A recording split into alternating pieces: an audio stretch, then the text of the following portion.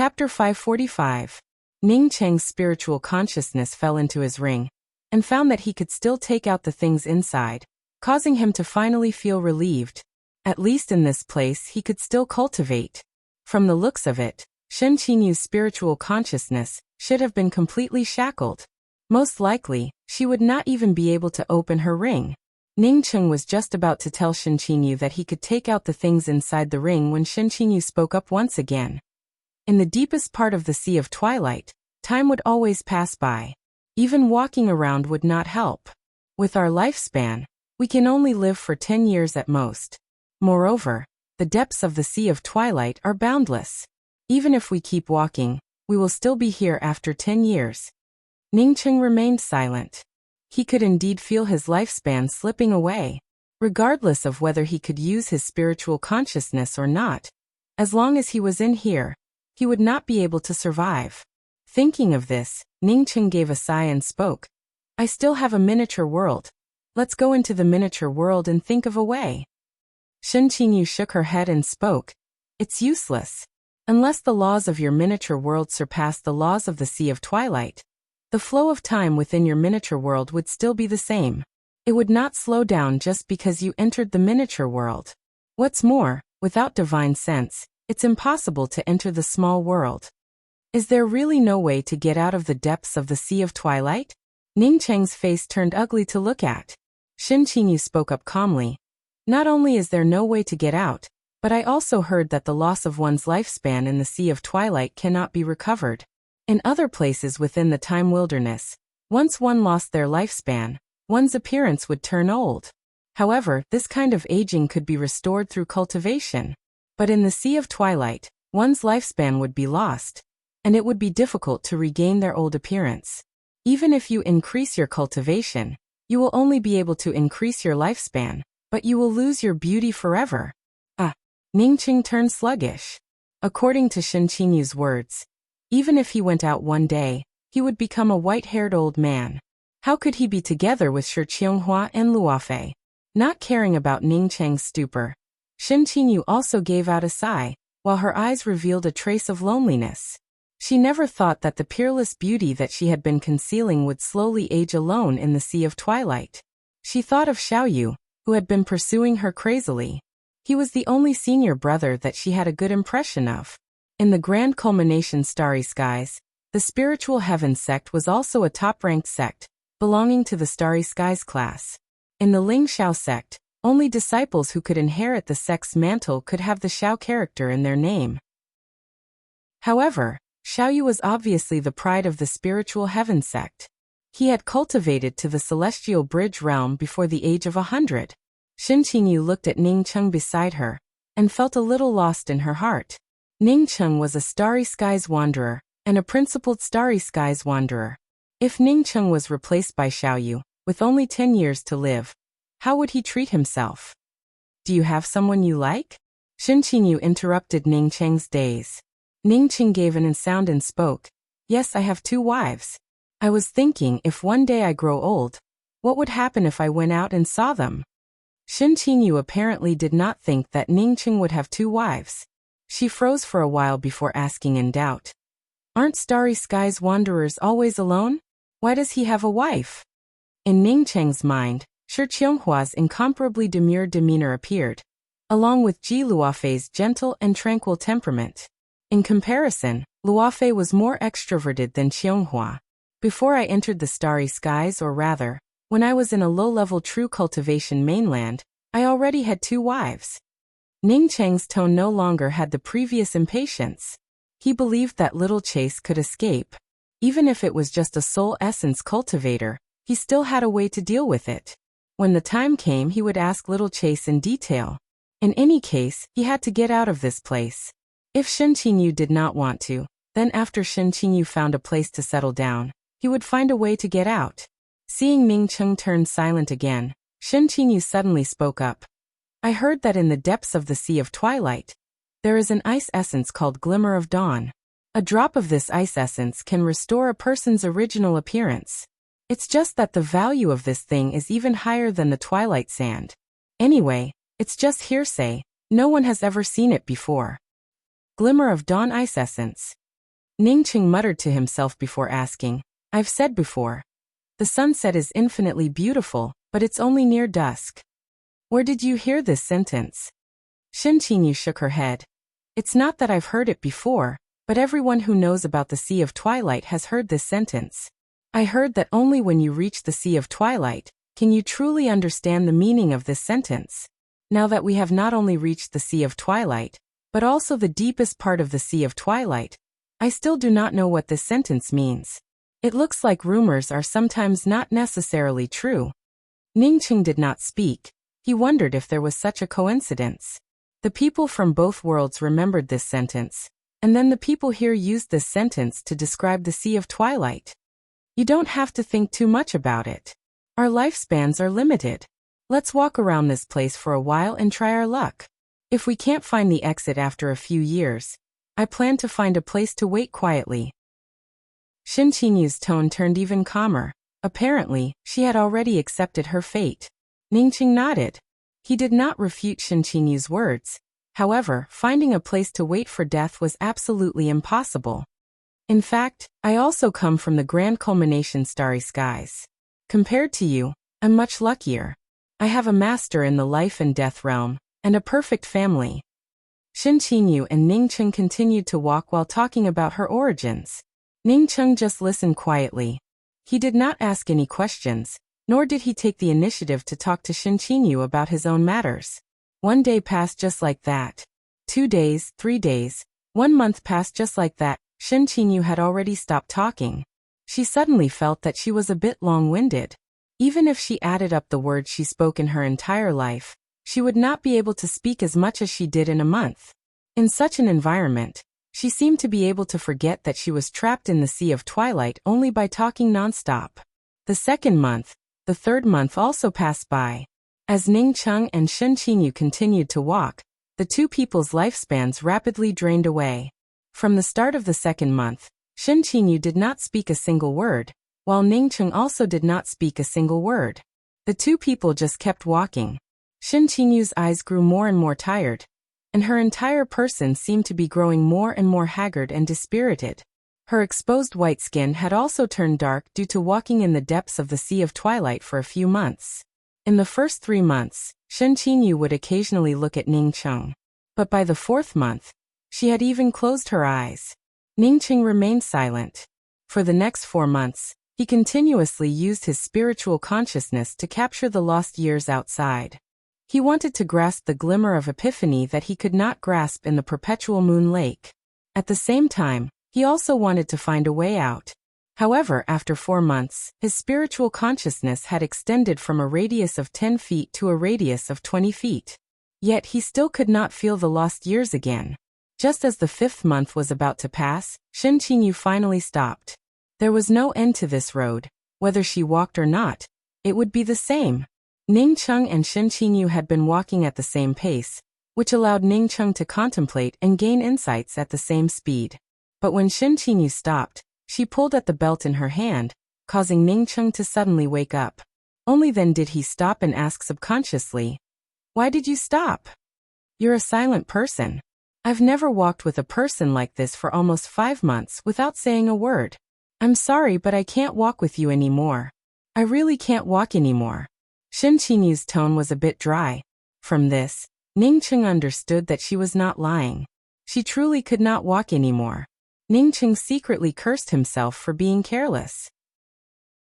Shen Qinyu did not have a spiritual consciousness, which meant that her celestial essence consumption was many times higher than his. Walking like this for 5 months, without asking, Ningqing understood that she had reached her limit. As such, he felt somewhat apologetic. Not waiting for Ningqing to speak, Shen Qinyu suddenly took off the mask on her face and spoke, "We are also friends. I should at least let you see my true face. You can continue to walk the rest of the way alone. I'll stay here and wait for you." Ningqing, who originally wanted to speak, looked at Shen Qinyu's face in a daze. He had never seen such a perfect face. Her eyes, which could only be regarded as beautiful before, suddenly turned vivid when placed on this face. Even the extreme exhaustion and loneliness could not conceal these 2 eyes that were like 2 clear springs. Slightly pale lips, coupled with this pair of eyes, made her already devastatingly beautiful face even more indescribable. Her messy hair, and the clothes that hung on her body like rags did not diminish her beauty in the slightest. Instead, it set off a kind of peerless and refined aura. Anyone who saw this face would immediately forget to observe everything around them. This was simply a masterpiece of the starry sky universe, a landscape painting, a beautiful song. Ning Cheng's gaze gradually wandered away, while Luofei and Qianghua appeared in front of his eyes. One was the most beautiful thing he saw in front of him, while the other was the most beautiful thing in his heart. This kind of dissociation gradually gathered in his mind, making him eager to return to Qianghua and Luofei's side. Shen Qingyu did not care about Ning Cheng's gaze. Any man who saw her for the first time would feel a sense of amazement. She even admitted that in this world, she had not seen a second woman more beautiful than her. However, she soon saw Ning Cheng's gaze wander. How could someone think of another woman when looking at her? Shen Qingyu showed a faint smile. If possible, she really wanted to see the woman Ning Cheng was thinking of. When she thought of this, she suddenly shook her head. If it were in the past, she would never have thought of such a thing. I thought too much. I actually wanted to let you see my face before we separate. If it were in the past, I would never have imagined that it would be true. Shen Qingyu's voice still sounded dry. She wanted to thank Ning Cheng for saving her once, which allowed Ning Cheng to see her face. Naturally, it also contained a sense of self-pity. She had unexpectedly fallen in the sea of twilight with a strange starry skies wanderer. Chapter 546. Let's go together. Ning Cheng took out a pot of water from his ring and handed it to Shen Qingyu. Shen Qingyu took the water that Ning Cheng handed to her, and took a sip before looking at Ning Cheng in amazement. You can use your spiritual consciousness? Ning Cheng smiled. My spiritual consciousness is also bound, but I can still take out the things inside the ring. Thank you. Shen Qingyu felt much better after drinking the water. She really wanted to ask Ning Cheng to help her take out a set of clothes from her ring, but thinking of the things inside her ring, she held back. As for asking Ning Cheng to borrow a set of clothes to wear, she had never thought about it. If you can continue walking, then let's continue walking. I think if we don't go, we won't have any hope at all. If we keep walking, then maybe one day we can find a way out. Ning Cheng looked at Shen Qingyu and spoke as slowly as possible. In the beginning, Ning Cheng still wanted to leave Shen Qingyu in one place while he continued to look for a way out. Once he found a way out, he would then come back and lead Shen Qingyu away. Now that 5 months had passed, Ning Cheng knew that such an idea would never become a reality. He had no idea which direction he had come from a few minutes ago. Not to mention coming back to find someone in the future. Shen Qingyu took in a deep breath and nodded. I can go. All right.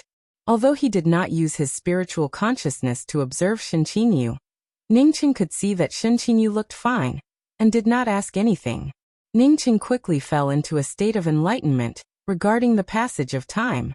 At first, he could only feel his lifespan rapidly disappearing. Towards the end, he caught the passing of time. Not only did he touch the flow of time, but his spiritual consciousness could also penetrate further and further. In the end, Ning Cheng even found a source within this flow of time. It was as if the closer he got to the fountain, the faster the surrounding time flowed, and the faster his lifespan was consumed. Ning Cheng's mind suddenly sobered up. If it was any other place, Ning Cheng would have definitely stayed far away from this place where the flow of time was extremely fast. But now Ning Cheng decided to speed up. This might be his only way out. At this time, Ning Cheng no longer tried to save his celestial essence. Junior apprentice Sister Chun, I think we should hurry up. Ning Cheng had only spoken half of his words when he suddenly stopped. Shen Qingyu followed him mechanically, as if her consciousness had completely disappeared. It was just a subconscious action, repeated step by step. Not good. If this goes on, I'll be a lamp that runs out of oil. Ning Cheng did not dare to think about it anymore. Not caring about anything else, he raised his hand and put Shen Qingyu on his back. At the same time, he took out a few medicinal pills and put them in her mouth.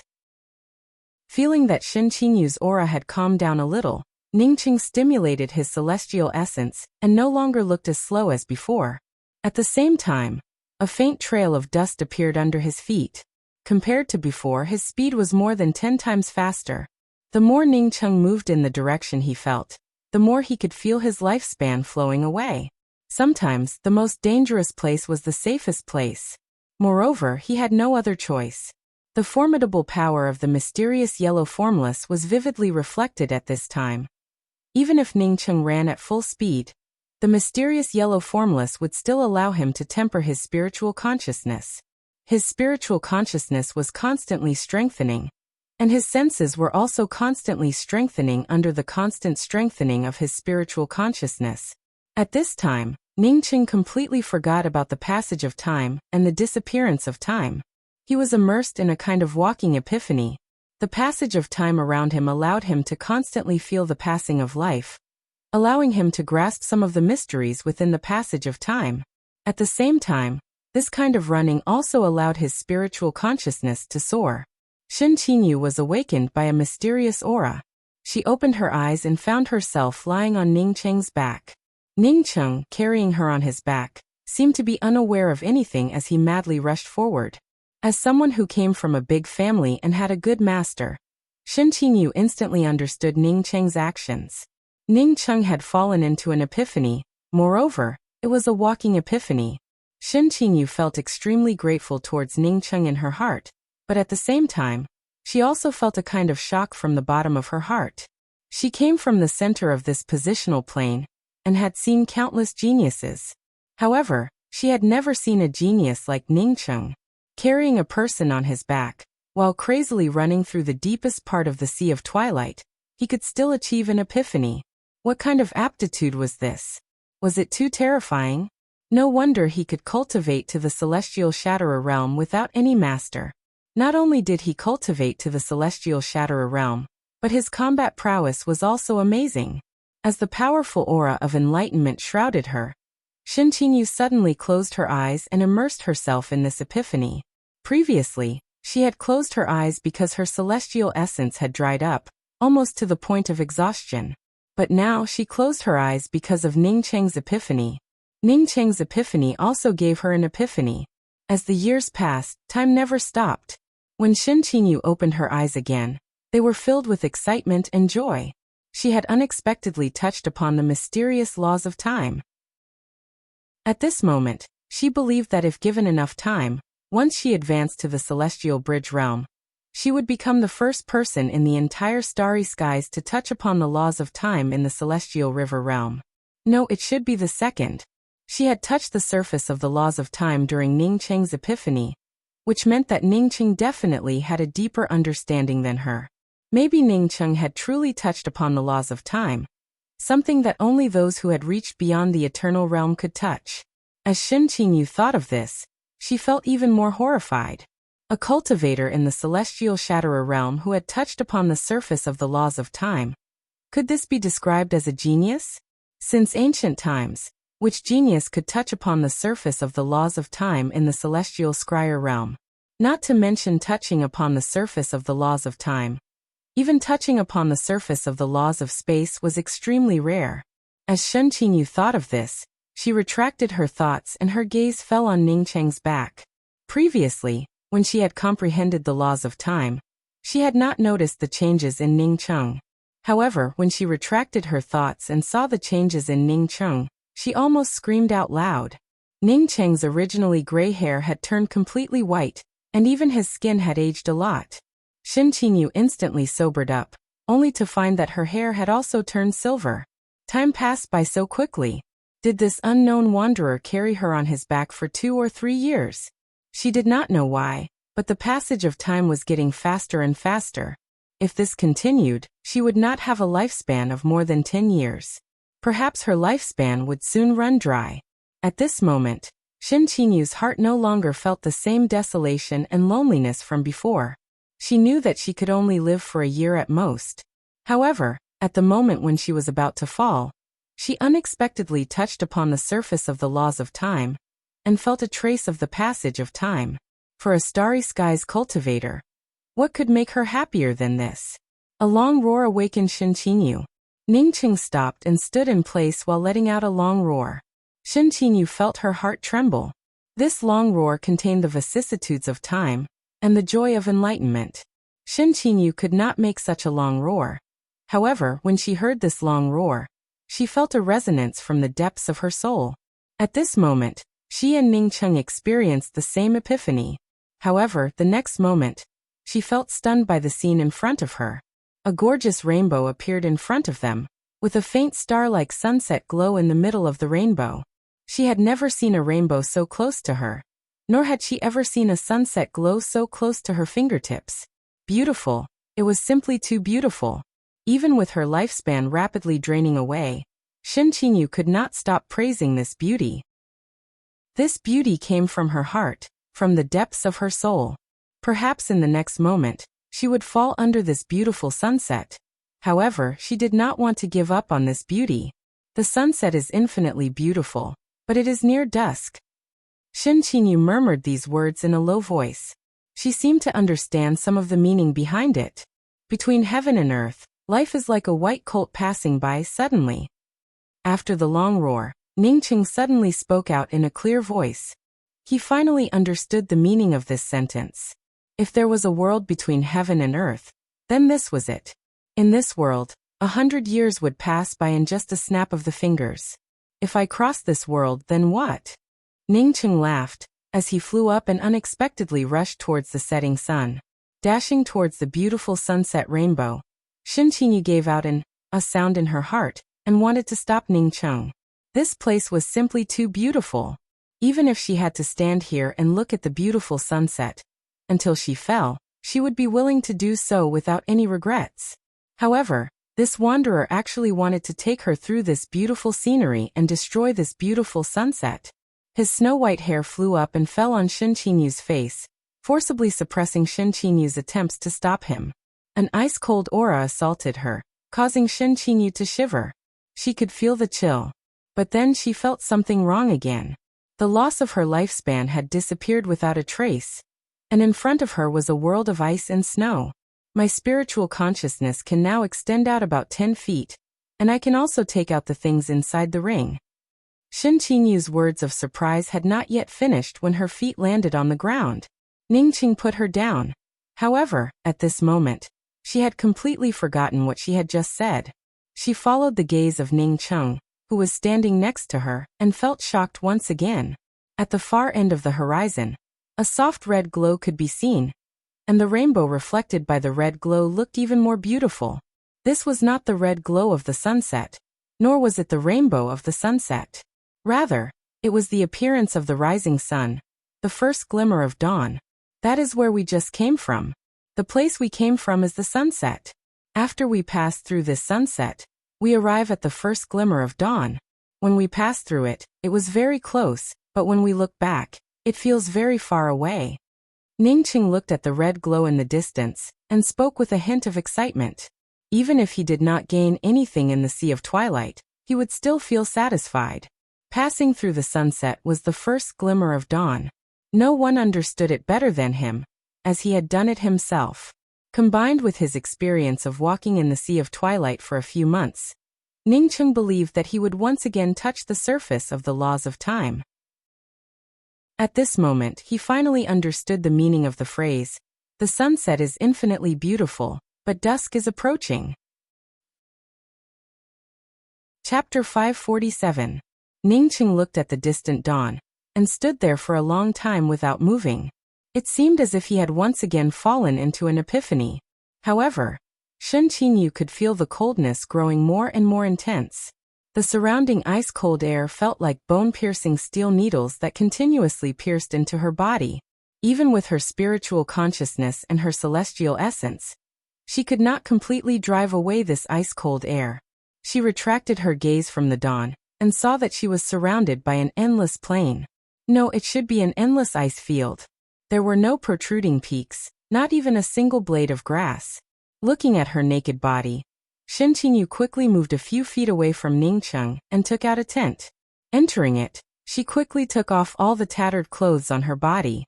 After casting a dust removal technique on herself, Shin Qinyu felt relieved. Although her hair had turned silver, her skin and appearance had not changed much.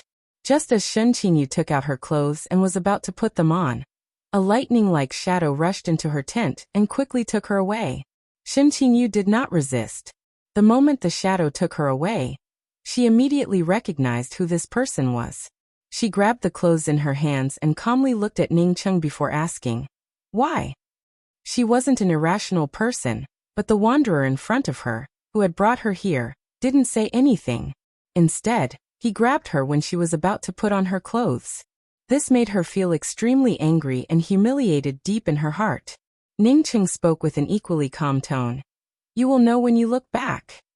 When Shen Qingyu looked back, she found that the tent she had just arranged was nowhere to be seen.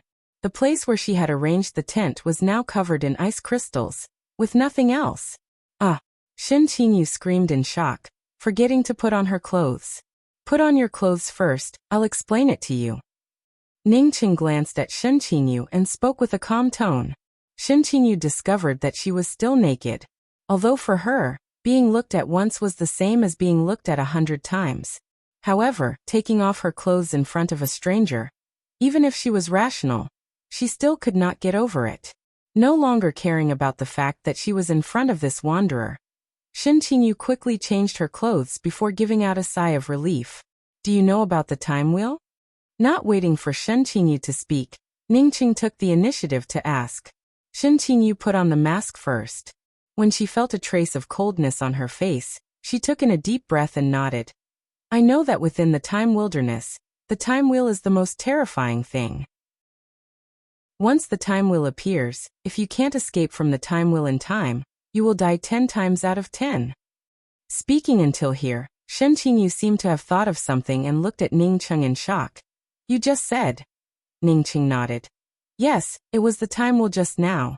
The time wheels in this place seemed different from other places.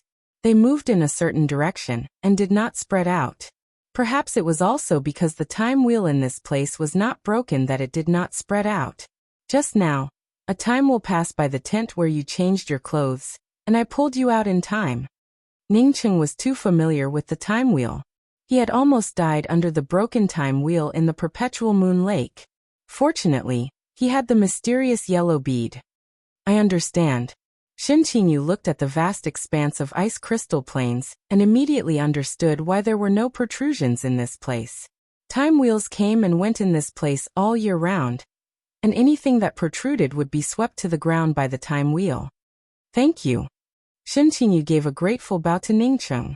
Although she was not like other female cultivators, who would not react to being seen naked, she still found it hard to get rid of the awkwardness in her heart. Seeing Shen Qingyu still shivering from the cold, Ning Cheng suddenly grabbed Shen Qingyu's hand and spoke, "Burning the heart with an inch of fire, celestial essence entering the lesser lake." Not waiting for Shen Qingyu to operate her cultivation method, a warm flow of celestial essence appeared within her body. After Ning Cheng put down her hand, Shen Qingyu's celestial essence automatically flowed through the meridians pointed out by Ning Cheng. The bone-chilling cold immediately dissipated, and it no longer felt as terrifying as before. "Did you think of this by yourself?" Shen Qingyu looked at Ning Cheng in shock. She knew that Ning Cheng did not belong to any sect, nor did he have any inheritance. However, his cold-dispelling cultivation method turned out to be quite powerful. At this moment, she had already forgotten about the awkwardness from before. Ning Cheng showed a smile. "I thought about it myself and read about it from other places. But let's talk about it later. There should be some time stones here." Time stones. As Ning Cheng spoke, Shen Qingyu saw a time stone. She had wanted to ask about it, but she had already put it aside. With a flash, she rushed towards the place where the time wheel had just swept past, and reached out to grab a dark gray-colored stone the size of a longan. A faint flow of time radiated from the stone. It felt like the vicissitudes of time, but it also felt like an indescribable flow of time. "It really is a time stone." Shen Qinyu's eyes flashed with excitement. She had entered the time wilderness for a few years, but this was the first time she had picked up a time stone. So that's how it is. Ning Cheng understood that wherever the time wheel had passed through, there was a high chance of finding a time stone. Time stones and time wheels had a connection. When he was in the perpetual moon lake, he had picked up 3 time stones because the time wheel had broken. If that time wheel had broken, then maybe he would have found more than one time stone. Ningqing also knew that apart from him, no one would dare to break the time wheel. Shen Qingyu finally sobered up from her excitement. She put the time stone into a jade box and then handed the jade box to Ningqing. "This is for you. You saved me, and you brought me to this place." Ningqing pushed Shen Qingyu's hand back and spoke, "Since there is a time stone here, it means that there are others. As long as we look around here, we can definitely find more time stones. From now on, whoever finds it can keep it." Shen Qingyu did not continue to give the time stone to Ningqing. This kind of thing was priceless, and she also longed for it. However, Ningqing, this starry skies wanderer, once again gave her a new impression. A celestial scryer cultivator who could refuse a time stone. She felt sure that there was not a second person like him. Not to mention celestial scryer cultivators, even striking order heavenly emperor, might not be able to refuse a time stone. This kind of thing was just too precious. If it were any other cultivator, they might have already prepared to kill her to silence her. However, this starry skies wanderer in front of her actually refused it without even the slightest bit of greed. "Remember, don't stray too far away from me." After Ningqing spoke a few words to Shen Qingyu, he took the initiative to enter this seemingly endless ice field. Shen Qingyu nodded. Although her spiritual consciousness only had a range of 1 foot, her eyes could still see Ningqing in front of her. Ningqing had spoken the truth. In this vast expanse of ice, there was definitely more than one time stone in this place. In just an hour, Shen Qingyu's surprised voice once again arrived. Apparently, she had picked up a second time stone. Shen Qingyu looked at Ningqing's back and wondered how many time stones this starry skies wanderer had picked up. She was walking behind him, so logically speaking, he should have picked up more than her. Ningqing indeed picked up more time stones compared to Shen Qingyu. Generally speaking, the time stones were the size of rice grains and peas, which he simply did not bother to pick up. The ones he picked up were at least the size of a broad bean, while most of them were the size of a longan. Some of them were even bigger than a fist. As for the time stones that Shen Qingyu picked up, Ningqing had deliberately let her pick them up. Otherwise, in this place, his spiritual consciousness could sweep through dozens of miles, without missing anything.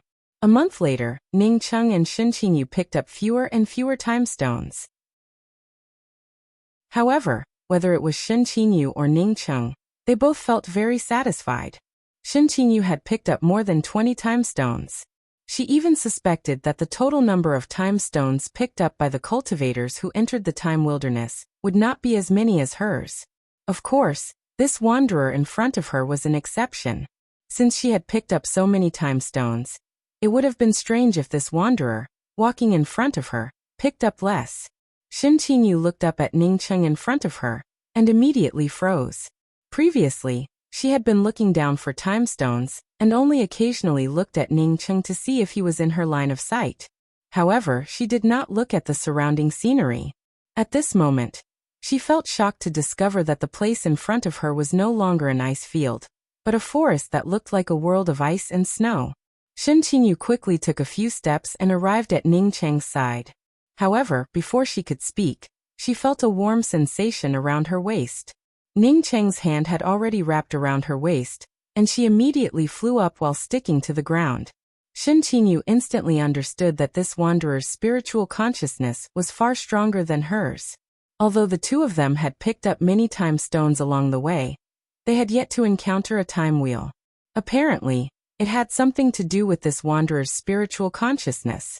A celestial shatterer cultivator could use his spiritual consciousness to avoid a time wheel. Just how terrifying was this? From this, it could be seen that this wanderer's understanding of the laws of time was far stronger than her own. What a beautiful world! Shen Qingyu, who was put down by Ningqing, could not help but exclaim when she saw the world of ice and snow in front of her. The undulating ice hills looked crystal clear, while some of the ice trees formed various shapes. What the hell is this place? I've read a lot of information about the Sea of Twilight, but I've never seen such a place. Shen Qingyu muttered to herself. Ningqing and Shen Qingyu were different. His spiritual consciousness could penetrate into this world of ice and snow. As such, he could feel the desolation and danger of this world of ice and snow. If the place we entered is the Sea of Twilight, then I think this place might be the seabed of the Sea of Twilight. Let's go in and have a look. Maybe there is a way out of this place. Ningqing spoke with a deep voice. Even if Ningcheng had not said anything, Shen Qinyu had already planned to go in and have a look. Ningqing took the first step into this icy world, and a terrifying bone-chilling cold immediately assaulted him. Even Ningcheng had to fully circulate his celestial essence to barely resist this bone-chilling cold.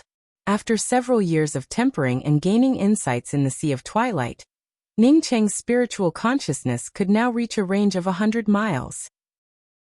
Yet he still felt that it was difficult to resist.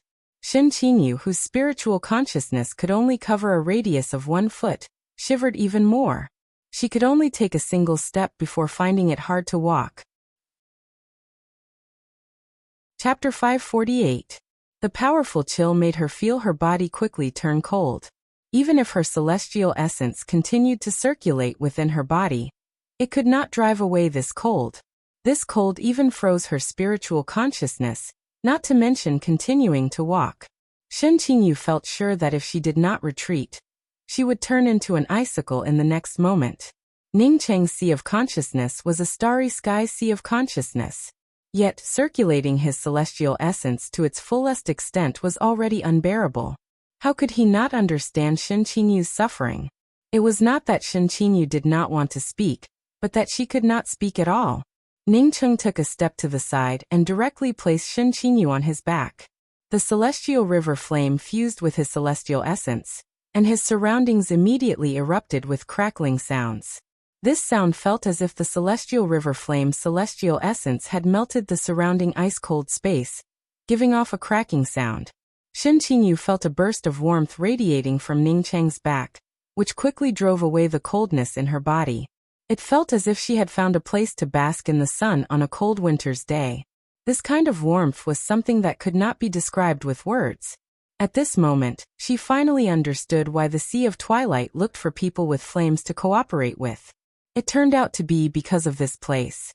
This wanderer's celestial essence could actually resist the cold in this place. Maybe he also had a flame.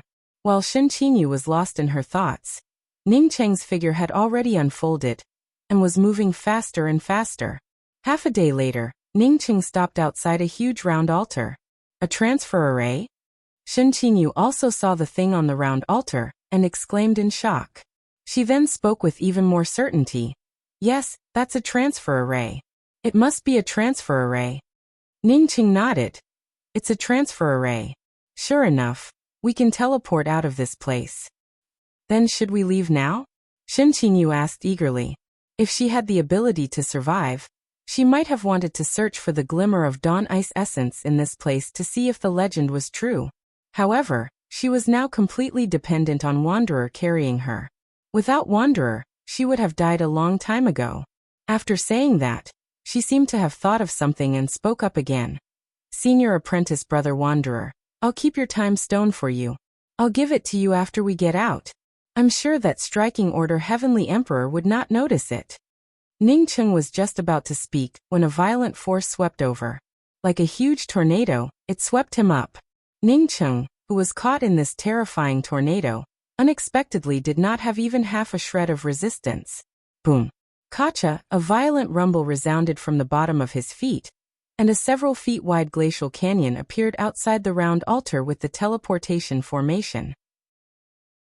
The violent rotational force directly wrapped around Ningcheng and pulled him into this glacial canyon. Ningcheng did not have much time to think about it.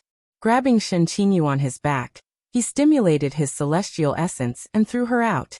At the same time, he crazily stimulated the twin wings of the heavenly clouds. In this place, he had such an experience. It was the same logic when he fell into that deep well. The only difference was that the deep well before was a kind of suction force that pulled him down, but here it was a kind of whirlpool that pushed him in from the outside. Although Shen Qinyu was thrown out by Ningcheng, she did not feel any resentment or sense of loss in her heart. On the contrary, her mind flashed with the scene of Wanderer carrying her on his back. Wanderer had carried her on his back as he walked through the depths of the Sea of Twilight for a few years. She had not even had the time to repay his kindness. But then she showed a self-deprecating smile. Everyone was selfish, not to mention that she and Wanderer were not even familiar with each other. This Starry Skies Wanderer was many times better than most of the people she had met in the past. Although in such a desperate situation, she did not blame him for throwing her away. She and this person did not know each other, yet he had already paid enough. Bang! Shen Qinyu's feet landed on the ground. What happened? When Shen Qinyu looked around, she found that she was standing in the center of the teleportation formation, not in the depths of the glacial canyon as she had imagined. At this moment, she understood that Wanderer had not thrown her away casually like she had thought. Instead, he wanted her to enter the teleportation formation first. At this moment, she only needed to take out a few Starry Skies crystals and put them into the groove of the teleportation formation to teleport away. No matter where she teleported to, it would be much better than falling into the unfathomable glacial canyon. Shen Qinyu touched the groove of the teleportation formation in a daze, forgetting to take out the Starry Skies crystals.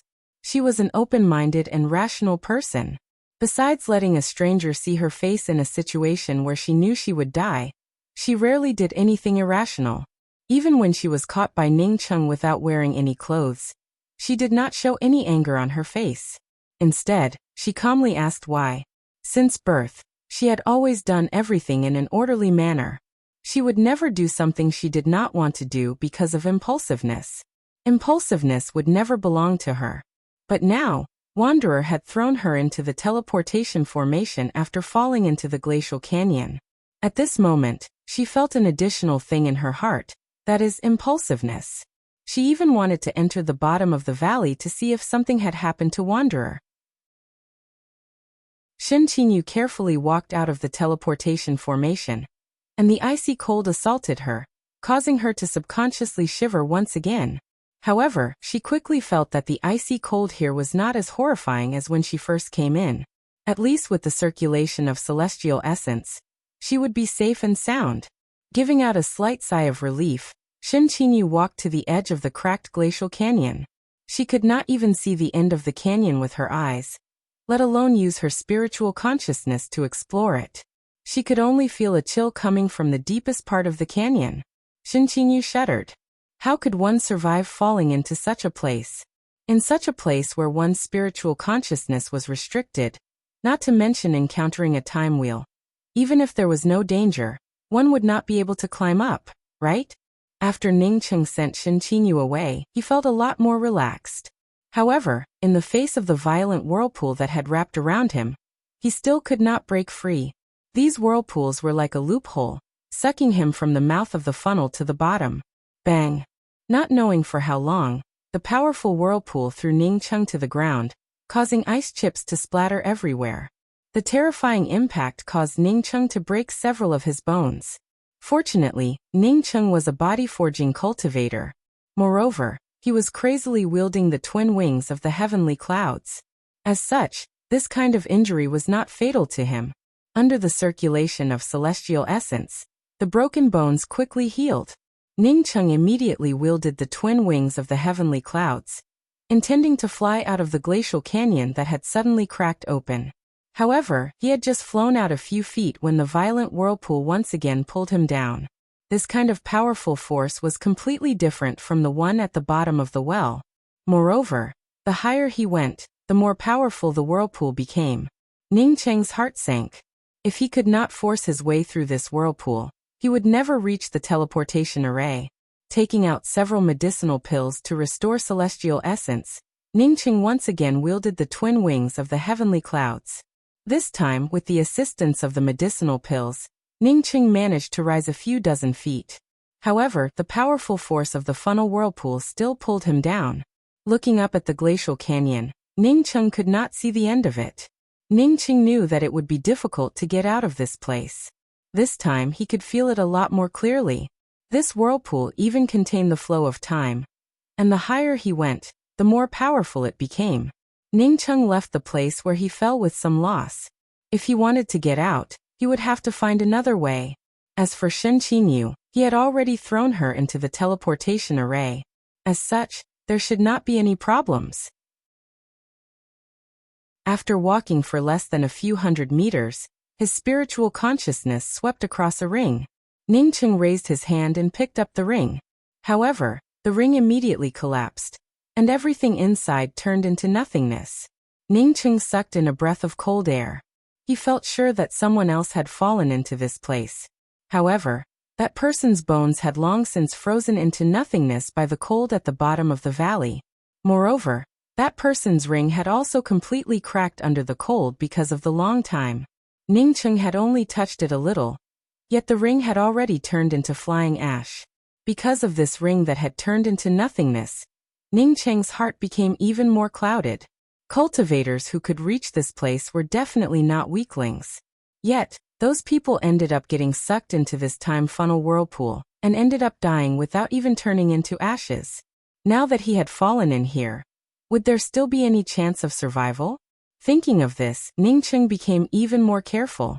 His spiritual consciousness started to probe around. He once again caught a faint flow of time, which caused Ningcheng to feel shocked. Was there a time wheel in this place? This canyon looked extremely narrow. If he encountered a time wheel, then he would have no other way but to enter the mysterious yellow bead. However, Ningcheng soon discovered that it was not a time wheel, but some stones that exuded a faint twilight glow. Unlike the irregular shape of the time stones, these stones were almost the same size. Each one was the size of a baby's fist. But what shocked Ningcheng even more was the beauty of these stones. It was just like the sunset glow that he and Shen Qinyu had faced in the past. It was simply too beautiful to behold. Ningcheng rushed to the side of the stones that exuded the twilight glow of time in just a few steps. He then raised his hand and grabbed one of them. The faint sorrow of the passing of time spread to the bottom of his heart. Combined with the twilight glow of the stone, Ningcheng couldn't help but sigh. So beautiful. He had never seen such a beautiful stone before.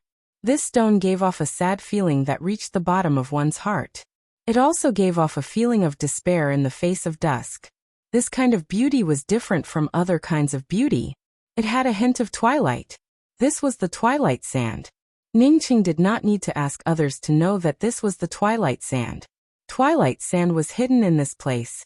Even if he and Shen Qinyu stayed in the Sea of Twilight for decades, they most likely would not be able to find the twilight sand. Since the twilight sand had spread out, it meant that someone had come here before. Moreover, that person had also come out. After understanding this, Ningcheng's heart suddenly shook and his mood turned for the better. If others could come out, then he could also come out. Ningcheng quickly picked up the dozen or so twilight sands scattered on the frozen ground, and carefully put them in a jade box. Whether he would use this thing in the future when crafting a long spear or not, it was still a treasure. The power of the maelstrom, which had weakened by countless times, spread to this place. Ningcheng looked up and finally understood why there were so many twilight sands in this place. These twilight sands were the result of the power of the time whirlpool. After a long time it had gathered here. Chapter 549. Regardless of whether this sentence was correct or not, Ningcheng felt sure that it was the correct sentence for him at this stage. He had already touched the laws of time, and comprehended the laws of time countless times. Although he did not have the ability to turn back time, he could stretch or compress it. His consciousness completely immersed in the madly swirling time funnel storm, day by day, month by month, year by year. When this spear of mine reaches the great accomplishment stage, I will be able to reverse the flow of time. At that time, I will call this spear the dusk of the stars. Ningcheng looked at the raging maelstrom in the distance, and spoke with a lofty tone. Shen Qinyu did not know if she could get teleported out after missing the time. However, even if she wanted to come back, she had to bring out the time stones she obtained. Now that she had so many time stones on her, she could not afford to die in this place. Ningcheng and Shen Qinyu were different. He cultivated the mysterious yellow formless cultivation method, which allowed him to cultivate even if he had to dig through the ice steps. However, Ningcheng did not cultivate. Instead, his spiritual consciousness fell on the raging time vortex storm. Although he was digging through the ice steps, he was thinking about a way to directly pass through the time vortex storm and fly out of it. She wiped her eyes and looked up at the ice steps extending above her head. She knew that she no longer had the ability to dig through the ice steps to the bottom. The time movement artifact in her ring indicated that she had been digging here for several years, which meant that the time wilderness was about to open for 10 years. A few days later, Shen Qingyu once again arrived at the teleportation array. Under her silver hair was a pair of extremely tired eyes. She looked at the unfathomably deep ice valley outside the teleportation array with some sadness in her eyes. She gave a deep sigh before taking out several celestial essence stones and placing them in the groove of the teleportation array. As time slowly passed, Ningqing slowly moved upwards. At this moment, a series of countless ice steps had already appeared under his feet. She waited next to the teleportation array for a few days and did not see anyone come up, so she started digging through the ice steps. In just half a year, she dug out hundreds of ice steps. These ice steps piled up one after another above her head and extended upwards like a ladder. Although he could turn back time, he did not have the ability to do so. Even elder brother Tsang Wei did not have the ability to turn back time. He had tried countless methods, but he still couldn't break out of this time vortex storm funnel. He repeatedly drove his twin wings of the heavenly clouds, again and again, over and over again. He even had to use his only knockoff Celestial River battleship. Under this terrifying time maelstrom, the battleship would be completely useless, far inferior to his twin wings of the heavenly clouds. On this day, Ningqing suddenly stopped his mechanical action of digging the ice steps. He did not even take out the axe he had placed on the ice steps. Instead, he directly brought out his Nirvana spear and shot it out. If it was just an ordinary team member, she might be a little sad, but she wouldn't be like this. Over the past few years, he had long come into contact with the time law, but he had never been able to perfectly perform his time-sacred art. He had heard from his elder brother Tsang Wei that within the vast void plane, there were countless law worlds, and these law worlds contained a variety of laws. If he encountered a world that contained the laws of time, it was not impossible for him to shift time by countless years. Even if this spear consumed a lot of celestial essence and spiritual consciousness, Ningqing still couldn't help but roar out after putting away the spear. In fact, deep in her heart, she had already made a decision. If she dug to the bottom, and that wanderer fell, she would take his body away. Not knowing for how long, Shen Qingyu once again felt her body lighten. She knew that the time limit for the time wilderness had come to an end, and that she had been transferred out. Song Wei was right. However, Ningqing was wrong. He was wrong because his cultivation was too low. He had not even learnt how to walk, yet he was already ready to run. Shen Qingyu only hoped that one day the ice steps she dug could be connected to the ice steps dug by Wanderer. However, she knew very well that after being swept away by the power of the violent maelstrom, it would be extremely difficult to come back up. Even a Celestial River-class battleship would not be able to come up. Any cultivator who entered the time wilderness, if they remained in some mystic realm within the time wilderness during the transfer time, would not be transferred out. A white light flashed, and when Shen Qingyu landed on the ground again, she found that she had appeared on the periphery of the Sea of Twilight. In other words, people who were proficient in the laws of time could even reverse time. When time was compressed to the extreme, it would come to a standstill. Ningqing still felt excited in his heart. That's right, it came to a standstill. This standstill did not mean that time had stopped. However, it made all the surrounding senses feel that time had come to a standstill, or infinitely close to a standstill. One after another, ice steps extended under Ningqing's feet. At this time, Ningqing had already forgotten what he was doing, and even forgot that he wanted to fly out. Although she was a rational person, she was not a cold-blooded person. She did not know if this wanderer's real name was Wanderer or not, but the other party had fallen into this glacial canyon because of her. If one wanted to come out from the canyon, one would have to dig the ice steps. Ningqing remembered a movie that he had once watched. In the movie, there was a sentence, "Time is relative, it can be stretched or compressed, but it cannot be reversed." In other words, one could not go back in time. However, she soon became disappointed. The small public square built in the void did not contain the familiar figure she wanted to see. The maelstrom once again began to roll, and the storm hole once again raged. Even breathing could be felt. At this time, Ningqing once again appeared at the bottom of the glacial canyon where he had fallen. He had searched the entire canyon, but apart from finding a dozen pieces of twilight sand, he could not find any other exit. If he wanted to get out, there was no other way but to leave through this maelstrom funnel. From now on, this move will be called dusk. Ningqing, who had recovered a part of his celestial essence, shook the nirvana spear in his hand and spoke to himself excitedly. A faint lightning flashed in the middle of the glacial canyon. After this spear shot out, everything around him seemed to have come to a standstill for a moment. The maelstrom stopped, the storm stopped, and even his breathing stopped.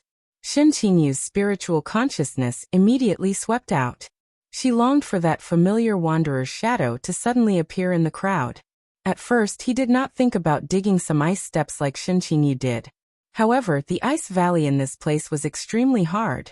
Even after spending an entire day, he still could not dig out a single step.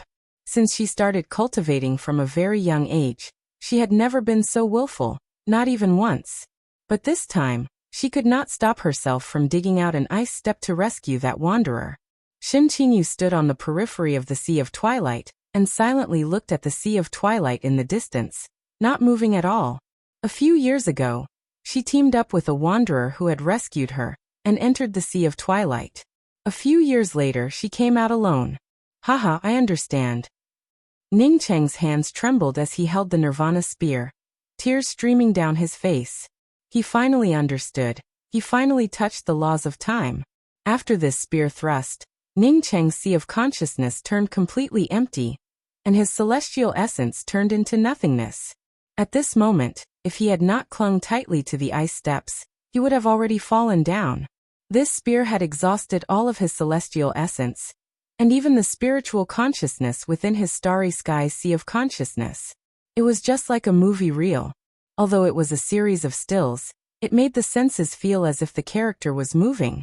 A month later, Ningqing honestly took out the axe that Tangyu had given him, and started to dig one ice step after another. With a sigh, Shen Qinyu left a few lines of words on the ice steps before slowly climbing up. If she missed the opportunity to get out and continued to stay in this place, she would only be waiting for death. Shen Qinyu looked up, but she could no longer see the top of the canyon. Above her head, one by one, were the ice steps dug out. Shen Qinyu knew that this glacial canyon could not be reached by flying. One could only climb up step by step. If one wanted to climb up, there was no other way but to use the ice steps. With this move, the opponent would feel as if they were facing the sunset's twilight. Apart from despair and waiting for death, there was no other way. He finally had the third spear, dusk. Shen Qinyu stopped digging the ice steps. She seemed to have vaguely heard a burst of whistling sounds. Was it that wanderer? However, what she heard was not very clear. She immediately understood that it was just an illusion. Even if she could resist the cold in this place, after digging the ice steps for several years, her body had become extremely weak. His spear just now had clearly illustrated the stillness of time. He had compressed time to the extreme, and then blasted out a move that contained the laws of time. This would become his most powerful killing move, and also his greatest trump card. While digging the first ice step, Shen Qinyu still shivered from the cold. She used the method taught by Ningqing to dispel the cold, while at the same time using her celestial essence to dig the ice steps. After a month, she unexpectedly adapted to the cold. Although it got colder the further down she went, she managed to resist it. Catcha.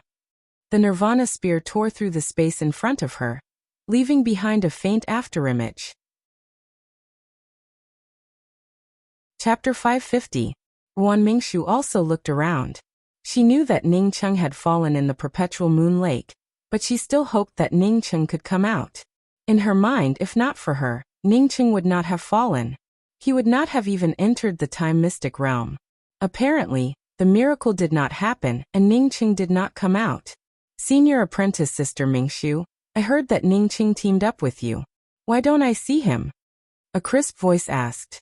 Shen Qinyu, who was still feeling sad, heard this sentence. She knew that it was Tangyu, a genius with a high status in the striking order starry skies. Ruan Mingshu gave out a sigh. It's my fault.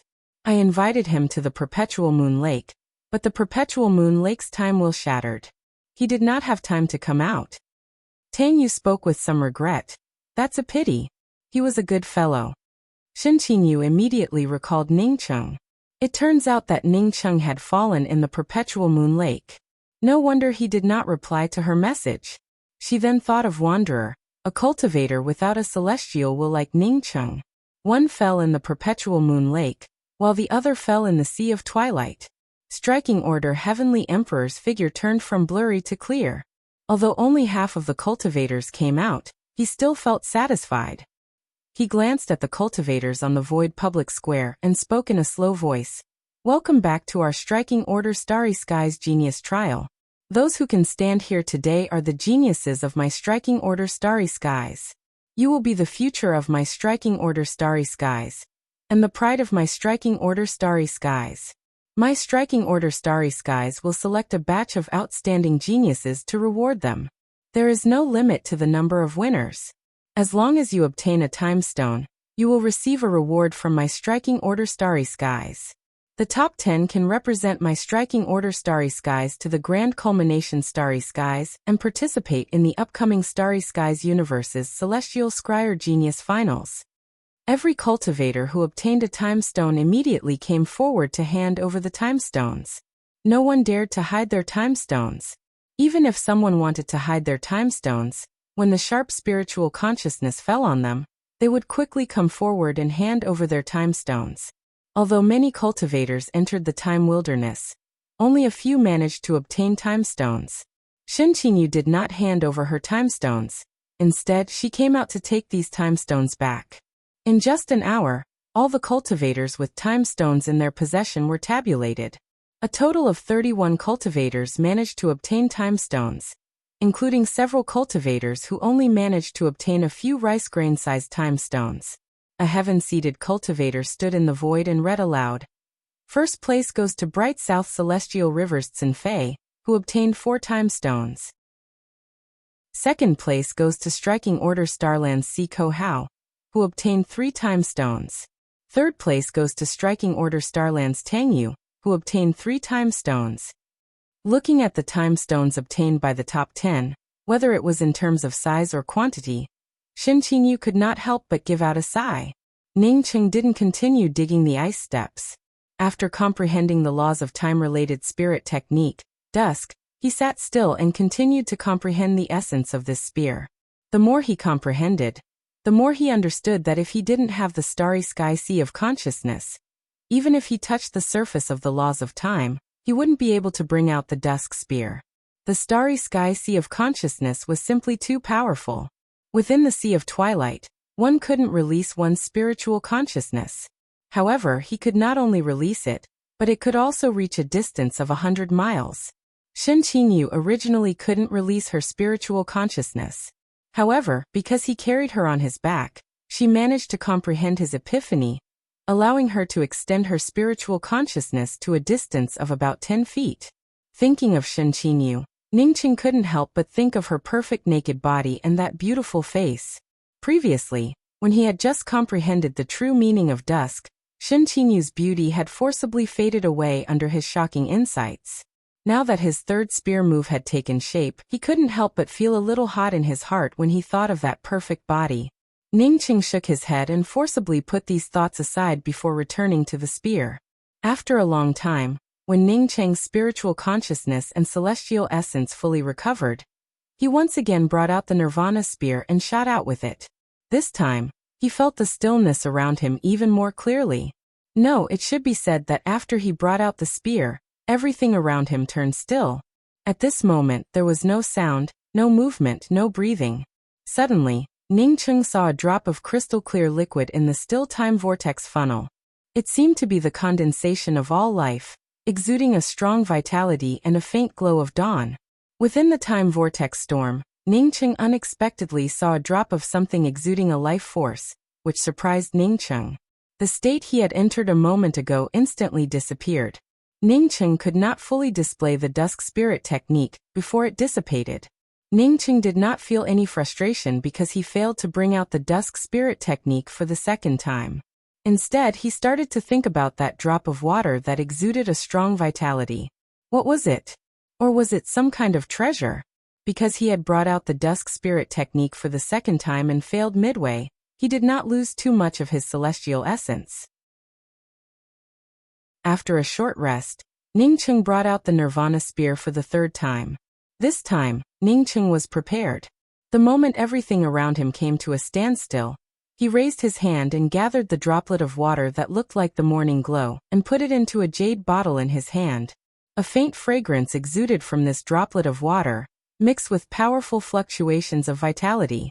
At the same time, an icy chill permeated out from this droplet of water.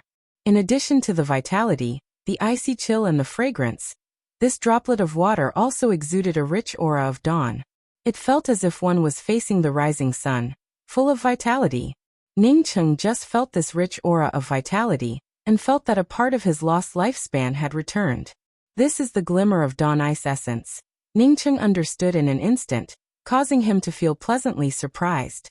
At this moment, he felt extremely grateful towards Shen Qinyu. If not for Shen Qinyu, he would not have known about the twilight sand or the glimmer of dawn ice essence. He did not know if Shen Qinyu had taken the transfer array or not, but if she did, then he would definitely send her a drop of the glimmer of dawn ice essence in the future as a token of gratitude. After carefully placing a restriction on the jade bottle, Ningcheng began to gather his celestial essence and spiritual consciousness, and continuously cast the dusk spirit technique. Then he started to collect the glimmer of dawn ice essence from the still time vortex storm. No wonder Shen Qinyu said that this thing only existed in legends. If not for his superficial understanding of the laws of time and his dusk spirit technique, even if he knew about the existence of the glimmer of dawn ice essence in this time vortex storm, he would not have been able to obtain it. However, since this kind of thing had spread out, it meant that someone had obtained it through the laws of time. A month later, no matter how Ningcheng cast the dusk spirit technique, he could no longer find the glimmer of dawn ice essence from the time vortex storm. Ningcheng didn't know if he had collected all the glimmer of dawn ice essence, or if his cultivation only allowed him to see this much. But for Ningcheng, he felt very satisfied. In just 1 month, he obtained 9 drops of glimmer of dawn ice essence. After carefully putting the 9 drops of glimmer of dawn ice essence into the jade bottle, and sealing it with a restriction, Ningcheng continued to dig the ice steps. He was not in a hurry to restore his skin and hair. For him, his current appearance was the best mask-type weapon. Because of his superficial understanding of the laws of time, Ningcheng's speed of digging the ice steps in the Time Glacier Canyon rapidly increased. In just 1 month, Ningcheng felt that he had escaped from the range of the time vortex storm. When he could no longer feel the surrounding time vortex storm, Ningcheng gave out a long sigh. Could he finally use the twin wings of the heavenly clouds? Ningcheng looked up, and was just about to wield the twin wings of the heavenly clouds when he was shocked to find that one ice step after another had appeared above his head. These ice steps were similar to the ice steps he had dug before, but from the top to the bottom. Who dug these ice steps? Was it Shen Qinyu? Ningcheng quickly understood that these were indeed the ice steps dug by Shen Qinyu. His divine sense clearly saw that there was a line of words next to the ice step closest to him. Qing spent several years digging 7,542 ice steps in hopes of finding Brother Wanderer. However, 10 years have passed, and Qing returned in disappointment and frustration. Qing hereby swears that I will come back to this place again in my lifetime, and take away Elder Brother Wanderer, regardless of life or death.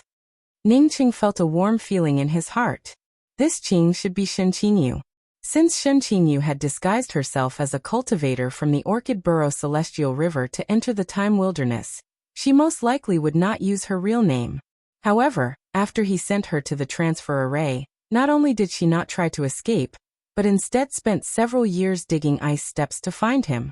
Shen Qinyu digging ice steps in this place was different from him. Although he had the twin wings of the heavenly clouds to save him, Shen Qinyu had no chance of survival in this place once she fell. One could say that Shen Qinyu had spent the past few years digging ice steps for him on the edge of life and death. Although she looked very rational, she was actually an impulsive woman. Ningcheng did not think that Shen Qinyu was a rational person. Shin Qingyu had been with him for a few years, and no matter how many times she was offended, she always maintained a calm tone and a plain expression, never once hysterical.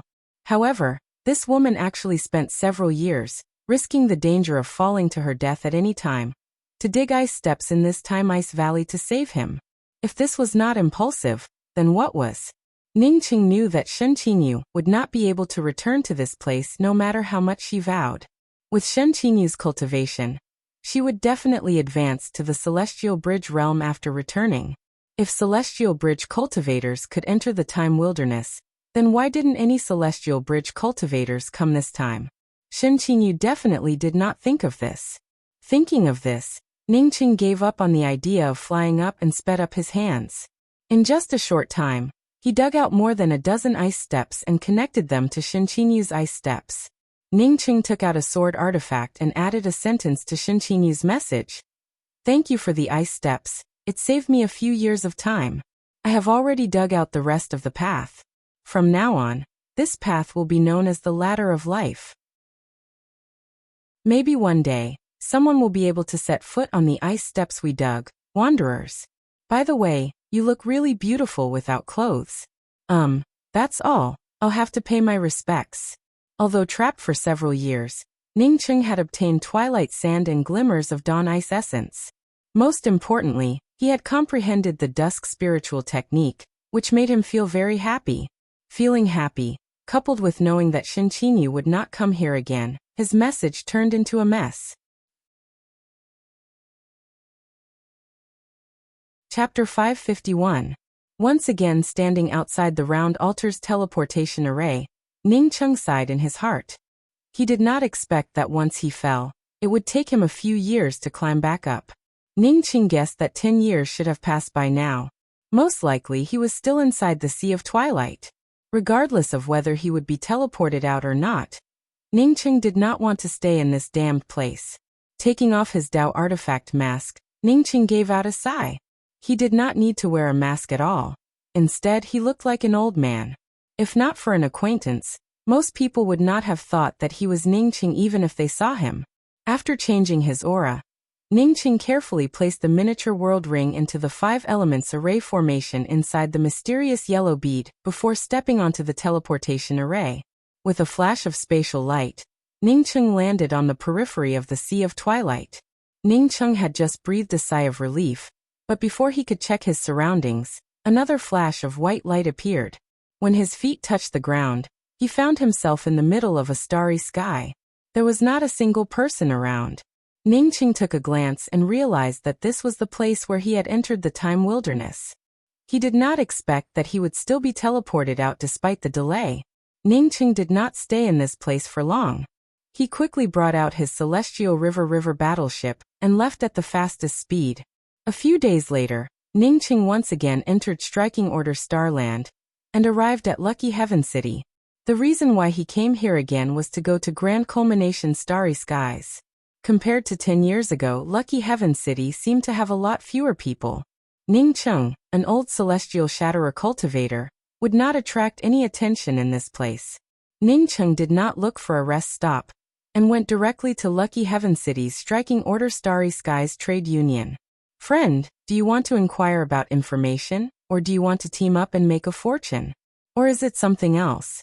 I can help you with it." Ningqing had not yet entered the trade union when a small voice fell into his ears. Ningqing's gaze swept over and saw a very unremarkable Celestial Novice middle-aged man sitting not far from the wall. The Celestial Novice middle-aged man saw Ningqing's gaze sweeping over and waved his hand, indicating that he was the one who sent the voice.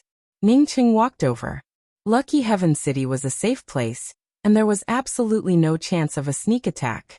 Moreover, the other party was just a Celestial Novice cultivator, which he did not care about. Ningqing understood the words spoken by this middle-aged Celestial Novice cultivator. This was equivalent to a black intermediary, fishing for some business outside the guild and surviving in the cracks. However, Ningqing did not care about it. He wanted to go to Grand Culmination Starry Skies, so it would not be a good idea to inquire about information through the guild. It's just that he did not know many people here. This celestial novice cultivator, on seeing Ning Cheng come over, felt even more happy, and was about to stand up. Ning Cheng waved his hand, not waiting for him to stand up. He took the initiative to sit down not far from him, and asked, "What you just said, can you do it here?" The middle-aged man immediately affirmed, "Of course. Moreover, our fees here are more reasonable than the guild's, and the duration is shorter. Do you know that you have to ask a question to enter the guild, and ask the guild to do something for you? Other than waiting, what else can you do?" That's right, the amount of star coins he received was quite a lot. "Friend, we are much more reliable than the guild." Ning Cheng asked in a non-committal manner, "Do you know what happened after the time wilderness ended? Because I just arrived at Lucky Heaven City, I haven't had the time to inquire about a lot of information. So I'm preparing to go to the guild." The middle-aged man showed a smile and did not answer Ning Cheng's question. Instead he asked, "Did you go to the guild just to inquire about this information?" Ning Cheng understood the meaning of the other party, and took out 200 green coins and put it in the man's hand without answering his question. The middle-aged man initially thought that Ning Cheng would not be able to get much profit out of it. He did not expect that Ning Cheng would give him 200 green coins just for asking a question. He did not hesitate to put away the 200 green coins and carefully spoke. The Time Wilderness trial ended more than a month ago, and the Heavenly Emperor selected the top 10 to enter the Grand Culmination Starry Skies for the finals. The top 10 are... Ning Cheng stopped the middle-aged man and asked, "When will they leave? How do they leave?" "Naturally, they will take a Starry Sky class battleship. I heard that they would have to pass through the void of several interfaces to reach the Grand Culmination Starry Skies, which is not a simple matter. This time, many people are going to the Grand Culmination Starry Skies. In addition to the many merchants and celestial river kings, I heard that our Heavenly Emperor will also be going in person. As for when they will leave, I don't know yet." The middle-aged man answered in a very detailed manner. Ning Cheng sighed. "I wanted to go to the Grand Culmination Starry Skies, but it looks like it would be difficult to get a ticket." "What? You want to go to the Grand Culmination Starry Skies?" The middle-aged celestial novice cultivator felt shocked by Ning Cheng's words. It did not matter. It would not be easy for a celestial shatterer cultivator to go to the Grand Culmination Starry Skies. "That's right, I want to go to the Grand Culmination Starry Skies. That's why I want to go to the guild. Can you do it?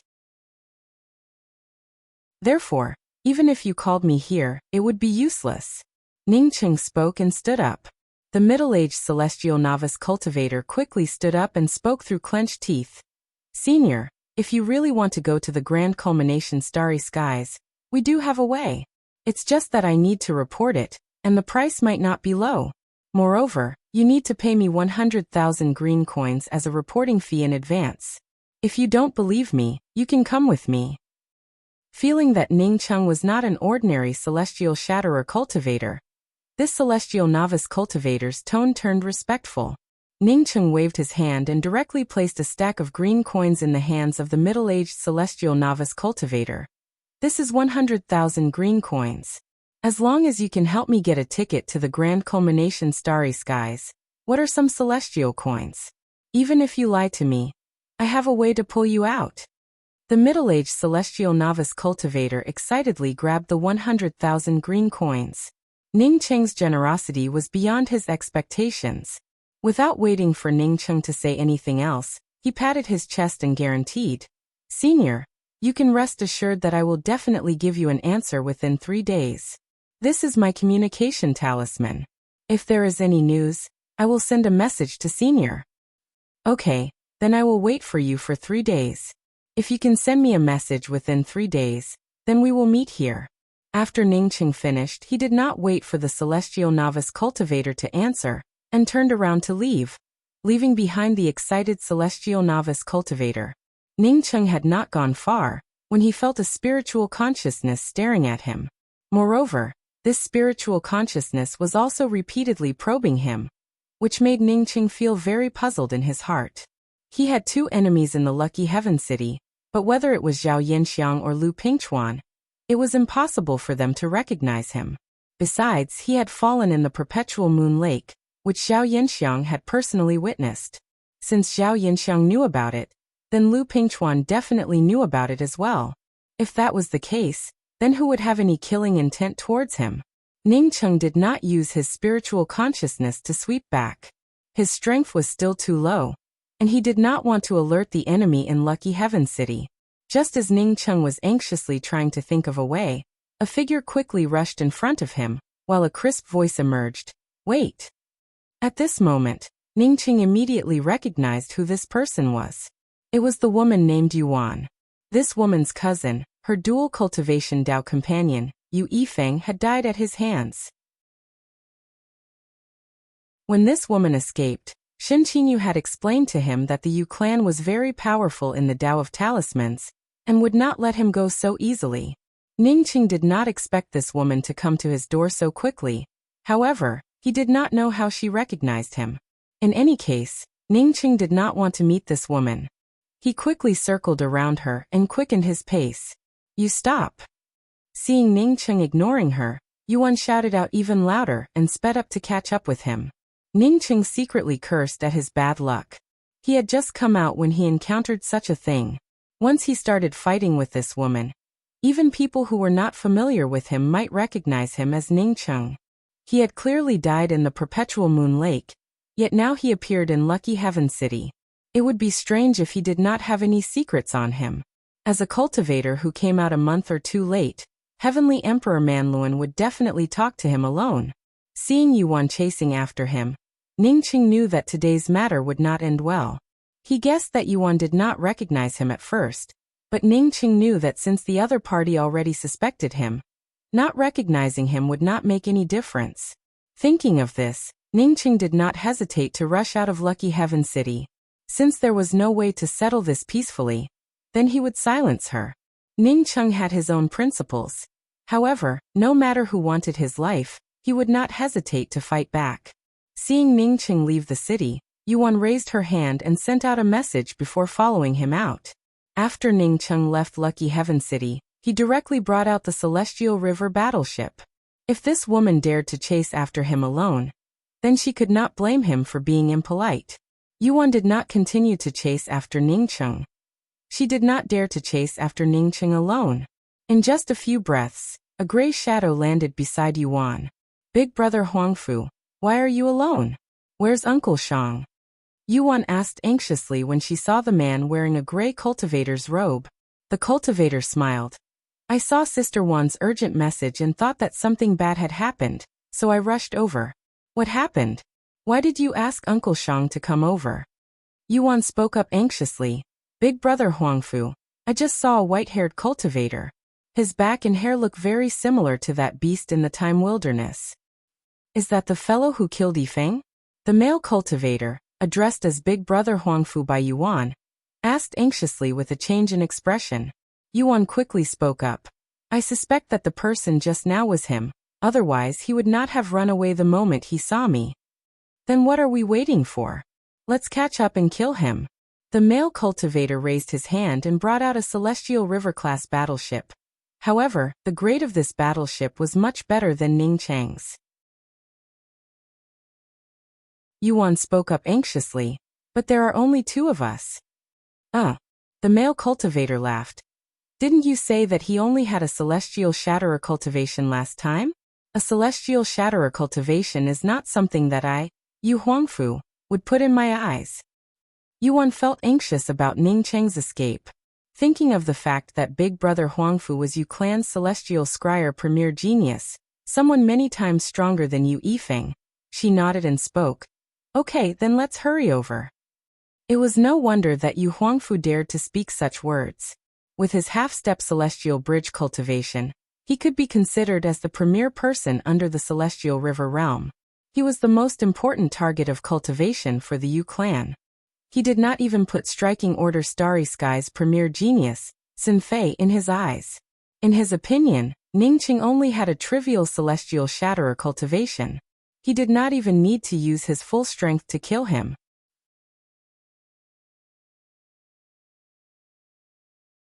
Chapter 552. After half a day, Ning Cheng finally stopped. He could see that even if he continued to use the Celestial River-class battleship, he would not be able to escape. The quality of the battleship chasing after him was much better than his own. Secondly, he wanted to see if he could kill the person chasing after him. If he could, he would not hesitate. If he really couldn't kill it, then he would immediately leave Striking Order Starland and go to another celestial river. Ning Cheng had heard from Shin Qinyu that the Yu clan was a talisman aristocratic family, which enjoyed the support of Striking Order, Heavenly Emperor in the Striking Order Starland. Once he was exposed, staying here wouldn't do him any good. For such a famous Starry Sky family, he would try his best not to provoke them. No wonder you dared to kill my Yu clan's people. You really have guts. Yu Huangfu did not expect that Ning Qing would dare to stop and wait for him. Moreover, Ning Qing truly was just a celestial shatterer cultivator. Ning Qing looked at Yu Huangfu putting away the celestial river-class battleship and spoke up with a calm tone. Is your Yu clan that great? However, your celestial river-class battleship looks good. It doesn't look like a knockoff. Although he did not care about it on the surface, Ning Cheng's mind was firmly locked onto Yu Huangfu. Yu Huangfu was tall and slender, even taller than him. His eyes were filled with disdain and killing intent.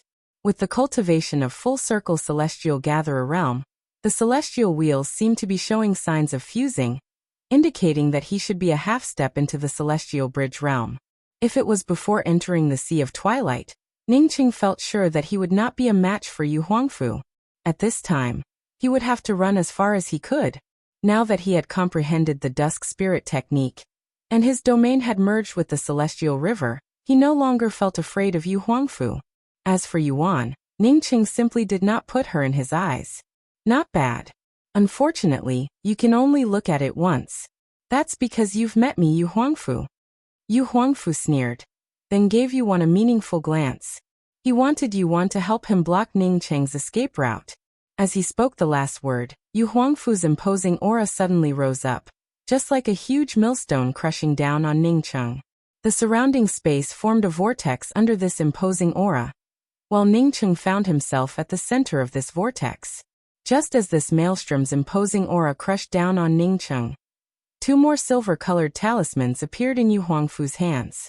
It was the first time for Ning Cheng to see someone using a talisman as a magical weapon. Other people's talismans were disposable, or something that could only be used once. However, this Yu family cultivator had actually refined his own magic treasure into the shape of a talisman. Ning Cheng was sure that the talisman in his hands was not a one-time use item, but a real magical weapon. With the pressure of the imposing aura from the whirlpool, Ning Cheng even found it difficult to breathe. What a powerful celestial gatherer cultivator! Ning Cheng felt sure that this was the most powerful celestial gatherer cultivator he had ever seen. Moreover, the aura of this violent whirlpool domain had allowed the opponent to occupy a superior position as soon as he arrived. Ning Cheng secretly felt shocked in his heart. The vast starry skies truly were filled with powerhouses. In the past, he wouldn't have been able to resist such a maelstrom domain. Sure enough, one had to meet all kinds of experts to see all kinds of killer moves. Just as Yu Huangfu's maelstrom domain crazily rolled up, Ning Cheng's celestial river fusion domain also fully stretched out at this moment. Although his cultivation wasn't as high as Yu Huangfu's, his sea of consciousness was many times stronger than Yu Huangfu's. When Yu Huangfu's maelstrom domain first stretched out, it gave off a crushing imposing aura. However, after Ning Cheng's celestial river domain stretched out, his domain immediately slowed down. Even the crazily rotating imposing aura of the maelstrom domain ended up suppressed. Bursts of caca sounds erupted from the imposing aura of the maelstrom domain, just like dry bamboo thrown into a bonfire. Yu Huangfu's imposing aura rose once again, and he spoke with an ice-cold tone. No wonder you're so arrogant. You even have such a powerful domain. Even if your domain is more powerful, so what if you met me, Yu Huangfu? Die for me. As he spoke, the talisman weapon in his hand transformed into two rays of light. One of the rays of light erupted with a thunderous explosion, as if it had exploded from the bottom of one's heart. In an instant, endless lightning arcs came crashing down. These lightning arcs seemed to have eyes and shot towards Ning Cheng without wasting even the slightest bit of them. The other ray of light transformed into a pale blue light not much bigger than an embroidery needle. This pale blue light, mixed with the endless lightning arcs, stabbed towards Ningcheng. If it were a cultivator with a weaker spiritual consciousness, they would not be able to detect it at all. If the endless lightning arcs had to tear apart Ningcheng's celestial river domain to pose a threat to Ningcheng, then this embroidery needle mixed with the lightning arcs did not show even half a shred of resistance. It directly broke through Ningcheng's celestial river domain and stabbed towards Ningcheng's dantian. Want to sneak up on me? Dream on. Ningcheng laughed. He opened his hand, and the treasured thunder spear appeared in his hand. At the same time he shot out a spear. Ningcheng's spear did not care about the endless lightning arcs but directly shot towards the embroidery needle formed from the talisman. Yu Huangfu's face turned ugly. He was a half-step celestial bridge cultivator. Did he need to sneak up on a celestial shatterer cultivator to kill a celestial shatterer cultivator? The offensive form of his talisman could transform into an embroidery needle, which had nothing to do with sneak attacks. When the treasured thunder spear had just stabbed out, it seemed to contain lightning arcs lingering around it. However, after the spear shot out, it turned into a fiery pattern that was invisible to the naked eye. These fiery patterns seemed to be able to burn through the surrounding space, while the murderous intent of the spear grew stronger and stronger. Boom! The treasured thunder spear split apart the imposing aura of Yu Huangfu's maelstrom domain, and directly collided with the embroidery needle formed from his talisman artifact, causing bursts of fiery patterns to erupt. The space, which originally contained only lightning arcs, instantly filled with these fiery patterns, looking just like fireworks blooming in the sky. Ningcheng's nothingness flame-patterned spear blasted away the embroidery needle, but the fiery patterns of the nothingness flame-patterned spear still did not disappear. Instead, it directly broke through the two people's domains and shot towards Yuan. Yuan hurriedly brought out a shield to block it. Even so, she still ended up in a sorry state. Yu Huangfu stared at Ningcheng in shock. He was not shocked that Ningcheng's spear broke his talisman phantom, nor that Ningcheng's powerful celestial river domain blocked his maelstrom's killing power. He was not shocked that Ningcheng's nothingness flame-patterned spear was even more powerful than his talisman phantom. What shocked him was that Ningcheng did not care about the other talisman that shot out endless lightning arcs. What was going on here? Was he courting death? Even a cultivator in the celestial bridge realm would not dare to ignore such a terrifying lightning arc attack. Whether Ningcheng was courting death or not, he quickly understood. Although the endless lightning arcs bombarded Ningcheng's body, Ningcheng not only did not die, but instead gave a loud roar, causing his imposing aura to soar once again. At the same time, the treasured thunder spear in his hand started to glow with lightning. Your main spiritual root turns out to be a thunder spiritual root. Yu Huangfu cried out in shock. Cultivators with thunder spiritual roots were always in short supply, and it was even easier for them to enter a sect. Moreover, once a cultivator with such a spiritual root reached a certain level of cultivation, their strength would turn out to be much stronger compared to cultivators with other spiritual roots. Ningcheng, in the face of his illusionary thunder talisman artifact, remained indifferent. Apart from his slightly messy hair and robes, he could even raise his imposing aura. Apparently, he was a fellow with a thunder spiritual root. Sister Wan, let's go together. Yu Huangfu no longer dared to look down on Ningcheng. After saying that, he raised his hand, and a huge rusty copper coin suspended over his head. Ningcheng instantly caught a familiar aura, causing Ningcheng to stare at the rusty copper coin with wide eyes. Suddenly, he screamed out, 5 elements treasure fall copper coin. Yu Huangfu laughed. You're not blind, ah. You can even recognize that this is the 5 elements treasure fall copper coin. Ningcheng felt cold all over, and could not even speak. At this moment, he felt as if he had been nailed to the ground. He had given the 5 elements treasure fall copper coin to his wife, Shi Qianghua. How could it appear here? Why? After Yuan heard Yu Huangfu's words, she immediately brought out a sword artifact in her hand. She knew that her cultivation was far from Ningcheng's, and she did not expect to kill Ningcheng. She just wanted to interfere with Ningcheng and help Yu Huangfu. Poof! What shocked Yuan the most was that her sword artifact actually tore through Ningcheng's celestial river domain, and directly pierced through Ningcheng's shoulder. Ah. Yuan looked at the result of her battle in surprise. She had never thought that her sword would have such an effect. If she had known about it earlier, she would have directly pierced through Ning Cheng's glabella. Yu Huangfu also did not expect that Yuan would be able to injure Ning Cheng with just one move, causing him to feel equally happy in his heart. No matter what happened, now was the best time to kill Ning Cheng. At this moment, Ning Cheng's imposing aura suddenly skyrocketed. He once again gave out a tearing roar, while the treasured thunder spear in his hand turned into an invisible spear mark. This spear mark seemed to have come from the distant horizon, but it directly tore through the horizon and the space in front of him. There was simply no way to resist it. The powerful murderous aura of the spear intent completely bound Yuan. Yuan could not even move a muscle. She could only look at the spear shadow approaching from afar in horror. "Save me!" Yuan screamed out. However, she could not even utter a single sound. The power of this spear had swept up all the killing power from the horizon to the front. This killing power had long since suppressed her mind. Poof! A mist of blood spurted out. Yuan looked at the shocked Yu Huangfu not far away in despair before collapsing to the ground. Yu Huangfu truly felt shocked. He had felt a powerful killing intent from Ning Cheng's spear that had killed Yuan, something he had never seen before. He had also felt a terrifying killing power from the spear intent.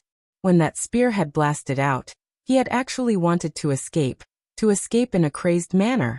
It was not until the spear had killed Yuan that this thought of his weakened.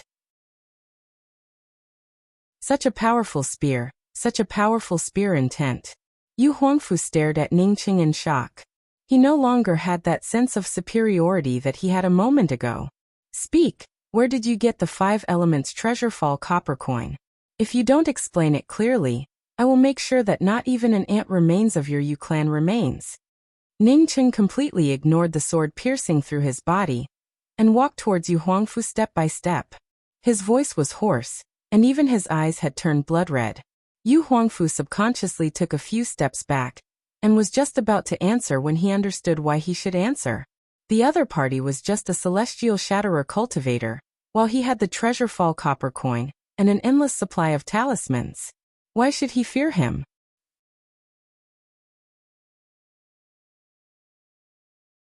Chapter 553. As Ning Cheng approached step by step, the powerful killing intent rolled over. The imposing maelstrom around Yu Huangfu began to suppress Ning Cheng's domain. Yu Huangfu could no longer stand the violent aura, and brought out the 5 elements treasure fall copper coin. Another handful of talismans were thrown out, and the surroundings were instantly filled with countless talismans that were on the verge of exploding. The 5 elements treasure fall copper coin turned into a huge coin with a square hole several feet in radius and came crashing down. At the same time, his 2 talisman weapons turned into 2 sharp blades that cut through Ning Cheng's celestial river domain. Ning Cheng completely ignored the violent 3-dimensional attack. His eyes filled with hostility at this moment, and he even threw away the treasured thunder spear in his hand. Yu Huangfu looked at Ning Cheng's actions in shock. He did not know what Ning Cheng wanted to do. Even a celestial bridge expert could not ignore such an attack. However, this celestial shatterer cultivator in front of him not only did not resist with all his strength, but instead threw away the weapon in his hand. What did this mean? If the other party wanted to escape, it was even more unlikely. Cultivators who wanted to escape would never approach him step by step with bloodshot eyes, nor would they abandon their magic treasures. However, no matter what this celestial shatterer cultivator wanted to do, facing such an attack, he would die without a doubt. If he resisted such an attack, he might have a chance to survive. However, this crazy fellow even forgot to resist. If not courting death, then what was it? Yu Huangfu had just thought of this when he saw Ning Cheng clenching his fists and punching out. Yu Huangfu felt ecstatic in his heart. This fellow had truly gone mad. He felt sure that by the time Ning Cheng punched out, he would have already killed Ning Cheng countless times over. Not to mention anything else, just the sharp blades formed from his talismans would have already severely injured Ning Cheng. Coupled with so many talismans, it would be strange if Ning Cheng did not die. Although he did not enjoy torturing the other party, he did not care about it anymore. This celestial shatterer cultivator gave him a terrifying feeling. He would rather fight against a celestial bridge cultivator and then escape then fight against this celestial shatterer cultivator in front of him. Poof! Not contrary to Yu Huangfu's expectations, the sharp blades formed from his talismans directly cut through Ning Cheng's arm, instantly cutting off one of Ning Cheng's arms. Even so, Ning Cheng was still not aware of it. Seeing that the second talisman had turned into a sharp blade, and was about to cut Ning Cheng in half, Yu Huangfu's eyes flashed with a trace of ferocity. This fellow had unexpectedly turned crazy while fighting with him. Otherwise, it would have been somewhat troublesome to deal with this celestial shatterer cultivator. At this time, Yu Huangfu suddenly saw Ning Cheng's fist explode into his dantian. What's going on? Why hadn't the other party been killed by his shape-shifting talisman? Something's not right. Why is everything still? His 5 elemental treasure fall copper coins stopped moving. The endless talismans also stopped moving. Some of the talismans even cracked in half. His second talisman blade that was about to reach his opponent's waist also stopped moving. Even his breathing stopped. What was going on? No, there were still 2 things that had not stopped. His consciousness had not stopped, and his opponent's fist had not stopped. Laws of time. Yu Huangfu instantly understood what was going on. He screamed madly in his heart, and his eyes revealed extreme fear. For a celestial shatterer cultivator to touch the surface of the laws of time, what did it mean? Crazy, this world had gone crazy. No, this was definitely not true. This was definitely a dream. The laws of time, even among the powerhouses in the eternal realm, he had never heard of anyone who could touch the laws of time. Yu Huangfu screamed crazily. However, his voice was completely still. He could not even utter a single word. Bang! Ning Cheng's fist slammed into Yu Huangfu's dantian. However, it did not blow Yu Huangfu into pieces, nor did it blow Yu Huangfu away. There was only one bang before everything came to life again. However, the shape-shifting talisman blade that was about to reach Ning Cheng's waist instantly reverted to a talisman weapon and fell to the ground. The 5 elemental treasure fall copper coin, which was still hovering in the air, also fell powerlessly to the ground. Yu Huangfu also heard a burst of subtle noises. His eyes suddenly turned as gloomy as dead ashes. He heard the sound of his dantian shattering, followed by the sound of his meridians breaking apart one after another. Then he heard the sound of his sea of consciousness collapsing. It's over. His entire life is over. Even if his dantian disappeared, it could still be restored. Even if his meridians broke, it could still be repaired. But if his sea of consciousness disappeared, then he would truly have nothing left. I'm going to kill you. Yu Huangfu screamed out before slumping to the ground. Boom boom boom boom. Only at this moment did the half-activated talismans explode. Ning Cheng stood motionless amidst the exploding talismans. He let the violent talismans tear apart his messy white hair and robes into nothingness. He let the exploding talismans shoot out blade lights that brought out a bloody mist over his body.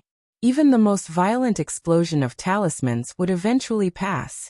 Yu Huangfu sat on the ground and looked at Ning Cheng, who stood motionless amidst the exploding talismans in horror. After the other party shattered his meridians, dantian, and sea of consciousness with a single punch, he could have easily avoided these talismans. However, he actually let these talismans explode on his body without moving. If it were an ordinary celestial shatterer cultivator, even if only a small portion of these talismans exploded, they would have already died. However, apart from the severe physical injuries, he did not show any abnormalities. This person not only had a superficial understanding of the laws of time at the celestial shatterer realm, but he also turned out to be a body-forging cultivator with a god body. Heavens, how could such a terrifying cultivator exist within the striking order starry skies? Where the hell did this person come from? Ning Cheng completely ignored the fact that one of his arms had already been cut off, as he slowly walked towards Yu Huangfu, who was sitting paralyzed on the ground, and spoke one word at a time. Where did you get your 5 elements treasure fall copper coin? Speak. Dream on, this Grandpa Huangfu. Even if I die, I would never tell trash like you about it. Just give up. Yu Huangfu screamed. He was already crippled. What else did he have to fear? Ning Cheng did not ask anymore and raised his hand and placed it on Yu Huangfu's glabella. Ning Cheng had never searched the soul, but he had experienced several battles with people's sea of consciousness. With his powerful starry skies sea of consciousness, even if he had never done such a thing, it was still much more powerful than the average cultivator. You will die a horrible death. Yu Huangfu screamed in madness. He quickly understood Ning Cheng's meaning. Ning Cheng held his life essence in his hand and repeatedly searched it. If Ning Cheng was proficient in soul searching, then it would have been fine. However, the other party was not proficient in soul searching, which caused his life essence to scatter, causing him endless pain. I beg you, don't search, I'll tell you everything. Yu Huangfu finally couldn't help but beg for mercy. This kind of terrible pain, he simply could not bear it. It was the same as burning one's soul. The other party's powerful spiritual consciousness also contained a terrifying soul flame. However, Ning Cheng acted as if he did not hear Yu Huangfu's screams and continued to tear apart Yu Huangfu's life essence. Yu Huangfu's begging voice grew softer and softer before finally dissipating. Thump. The moment Ning Cheng loosened his hand, Yu Huangfu fell to the ground, his spiritual soul extinguished. Ning Cheng stood in front of Yu Huangfu's corpse, trembling. Yu Huangfu, the premier genius of Bright South Celestial River's Dai Yuan Stars Yu Clan. Yu Clan was a talisman clan within Striking Order Starry Skies, and had a very high status. More than a decade ago, a cultivator named Yu Yangji came to Dai Yuan Star. This person was also from the Talisman Aristocratic Clan, a low-level true cultivation planet called Ink Essence Stars Qinwu City. He was the one who brought the 5 Elements Treasure Fall copper coin. After this person found the Yu Clan on Dai Yuan Star, the Yu Clan exposed the existence of the 5 Elements Treasure Fall copper coin, and gave it to the Yu Clan's premier genius, Yu Huangfu. In order not to disappoint this Yu Clan's descendant named Yu Yangji, the Yu Clan also took away Yu Yangji when they moved away. The Yu Clan's development in Striking Order Starry Skies had reached its limit. This time, Yu Huangfu's father, Yu Changtai, had become a Tier 7 Talisman Emperor. A Talisman Emperor was not something that could be achieved easily. Because Yu Changtai became a Talisman Emperor, the Yu Clan received an invitation from Grand Culmination Starry Skies. Coupled with the slow development of the Yu Clan in Striking Order Starry Skies, the Yu Clan decided to withdraw from Dai Yuan Star and move to Grand Culmination Starry Skies. Although Striking Order Heavenly Emperor did not want the Yu Clan to leave, Striking Order Heavenly Emperor did not have the guts to bargain with Grand Culmination Starry Skies. The Yu Clan had only moved to Grand Culmination Starry Skies in recent years. Moreover, because it was not easy to reach Grand Culmination Starry Skies, some of the Yu Clan's people temporarily stayed in Striking Order Starland's Lucky Heaven City. Yu Huangfu, who wanted to participate in the Time Wilderness, also decided to stay in Lucky Heaven City. Now that the Time Wilderness had closed, he also planned to head to Grand Culmination Starry Skies. Qianghua? Ning Cheng screamed out frantically. At this moment, he felt as if his entire soul was about to leave his body. That Yu Yangji had taken the 5 Elements Treasure Fall copper coin to the Starry Skies. What about his Qianghua? 2 lines of ice-cold tears turned into blood, and a violent aura surged within Ning Cheng's heart. Even if he stood still, he could not stop his body from trembling uncontrollably. This kind of torment made him want to tear open the void interface and head to Ink Essence Stars Qinwu City. For the first time, he felt endless regret. He regretted letting Qianghua leave back in the Sifting Orchid Star.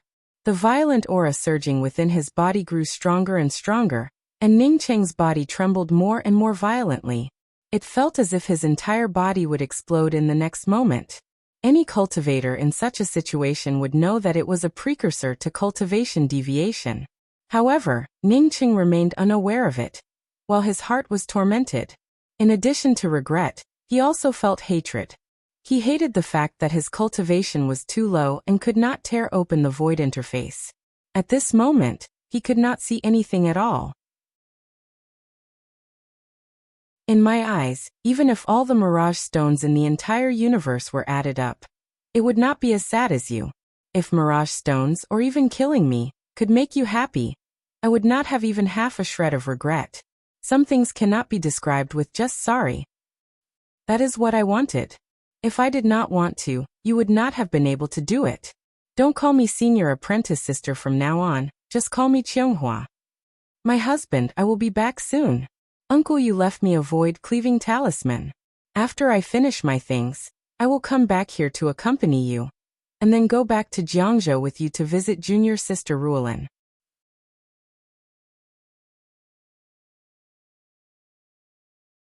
Chapter 554.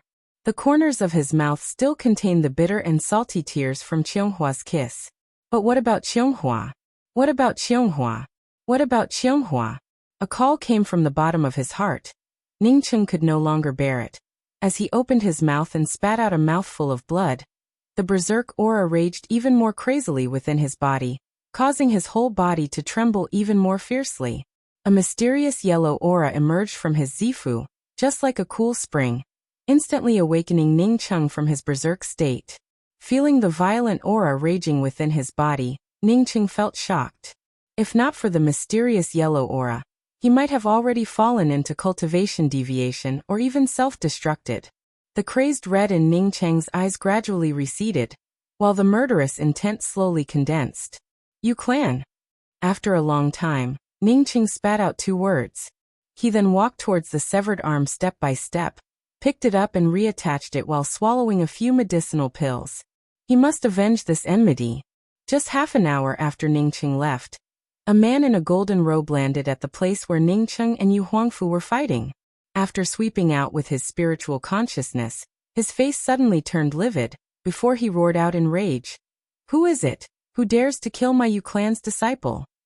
If it were an ordinary Yu clan's disciple, it would not have mattered. But this time, it turned out to be Yu clan's premier genius, Yu Huangfu. Yu clan had spent a lot of effort and resources to cultivate Yu Huangfu. What's more, Yu Huangfu's father was Yu Changtai.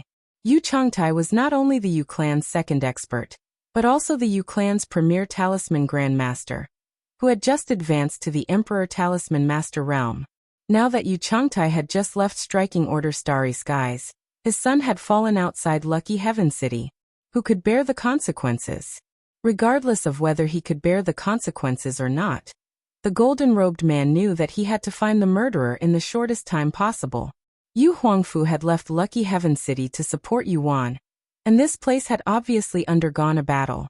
The one who could kill Yu Huangfu in a face-to-face battle was either a top-grade celestial gatherer genius or a celestial bridge cultivator.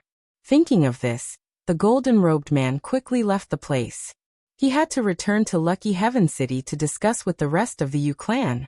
Even if he had the highest cultivation in the Yu clan in Lucky Heaven City, he could not make this decision alone. The Mulberry region was not very far from Lucky Heaven City. It was only a few 100,000 miles away. For an ordinary person, this distance would take many years to travel. However, for a cultivator above the celestial novice realm, they could make a round trip in just half a day. This place was a gathering place for loose cultivators. Because there were no cities here, many loose cultivators had gathered together for a long time. That was why it was called the domain. This kind of place didn't have a specific manager. It was formed by intertwining forces and restraining each other. However, because this place was very close to the Lucky Heaven City, and also within the Striking Order Starland, the cultivators living here had to abide by an invisible rule. The cultivators of the Mulberry region came from all over the place. There were all sorts of people mixed together, and there was no management to restrict them. The flow of cultivators was very high, so the price of cave abodes was very cheap. After Ningcheng killed Yu Huangfu, he almost fell into cultivation deviation, and was injured. Therefore he did not return to Lucky Heaven City, but went to the Mulberry region. Entering a restaurant, Ningcheng found a remote place and sat down. The appearance of the 5 elements treasure fall copper coin made Ningcheng unable to calm down. Friend, what kind of wine would you like to drink? A dark-skinned female cultivator walked up to Ningcheng with a smile. She was the bartender here. What kind of wine do you have here? Ningcheng asked in a low voice. The bartender seemed to be used to Ningcheng's customers and spoke in a fluent manner. Starlight wine, ethereal spirit wine, mutual dependence wine, ice fire wine, gloom wine. A pot of starlight wine. Ningcheng casually replied. Okay, 3,000 green coins for a pot. The female bartender took out a pot of wine and placed it in front of Ningcheng. From the outside of the pot, one could see the flickering starlight. Ningcheng knew that this thing was actually a feeling. In this kind of place, it was absolutely impossible to drink a wine that could help one perceive the starlight. It was just like the nun to depend on wine. He had been to several places, but had never drunk the real nun to depend on wine. Ningcheng took out 4,000 green coins and placed it in the bartender's hand. The bartender's face showed a slight joy and was just about to thank Ningcheng when she heard Ningcheng speak up. This is a tip for you. I also want to ask you a few questions. Dear guest, please ask away. The bartender's tone immediately turned polite. A tip of 1,000 green coins was not a lot in this place, but it was not a small amount either. Have you heard of named Descendant Celestial River? Ningcheng took out a wine glass and poured himself a glass before asking. The bartender quickly replied, I've heard of it. Named Descendant Celestial River is one of our striking order Starry Sky's 12 celestial rivers. Moreover, in the Time Wilderness trial, named Descendant Celestial River has a genius named Yi Lian who took the 8th place, and will be heading to Grand Culmination Starry Sky with striking order Heavenly Emperor. Ningcheng had no interest in knowing who Yi Lian was. Seeing that the bartender knew about named Descendant Celestial River, he asked, Do you know how long it will take to reach named Descendant Celestial River from striking order Starland? The bartender thought about it for a moment before replying. If you ride a top-grade Celestial River battleship, it will take about a year. During this time, you cannot encounter any Starry Sky's demonic beasts. Once you do, there is no way to tell. Ningcheng's eyes flashed with a trace of loss. After a moment he nodded to the bartender and said, I see, thank you. After the bartender left, Ningcheng stared at the glass of starlight wine in front of him. The wine exuded a starry aura, as if it contained a starry Dao charm. Ningcheng shook his head. He knew that it was just an illusion. He then picked up the glass and downed it. After the appearance of the 5 Elements Treasurefall copper coin, Ningcheng immediately thought of Shi Qianghua, and immediately felt worried about Ji Luofei. Ji Luofei was in the Rootless Black City. He knew that a ship would travel to the Rootless Black City every 10 years. However, this ship did not originate from named Descendant Celestial River. Rather, it came from a small planet on the periphery of named Descendant Celestial River. It would take 10 years to reach the Rootless Black City from this planet. Moreover, Ningcheng did not know how long it would take to reach named Descendant Celestial River from this planet. According to his conversation with Lanya, he guessed that it would take longer than 10 years, not shorter. Even if he used the Celestial River battleship that he had snatched from Yu Huangfu, it would take him at least 20 years to reach the Rootless Black City, without encountering any Starry Sky's demonic beasts or any other difficulties. Once something happened, he might not be able to return to the Rootless Black City even after 100 years. What's more, he most likely would not be able to use Yu Huangfu's Celestial River battleship. Ningcheng knew that a genuine Celestial River battleship would generally recognize its owner.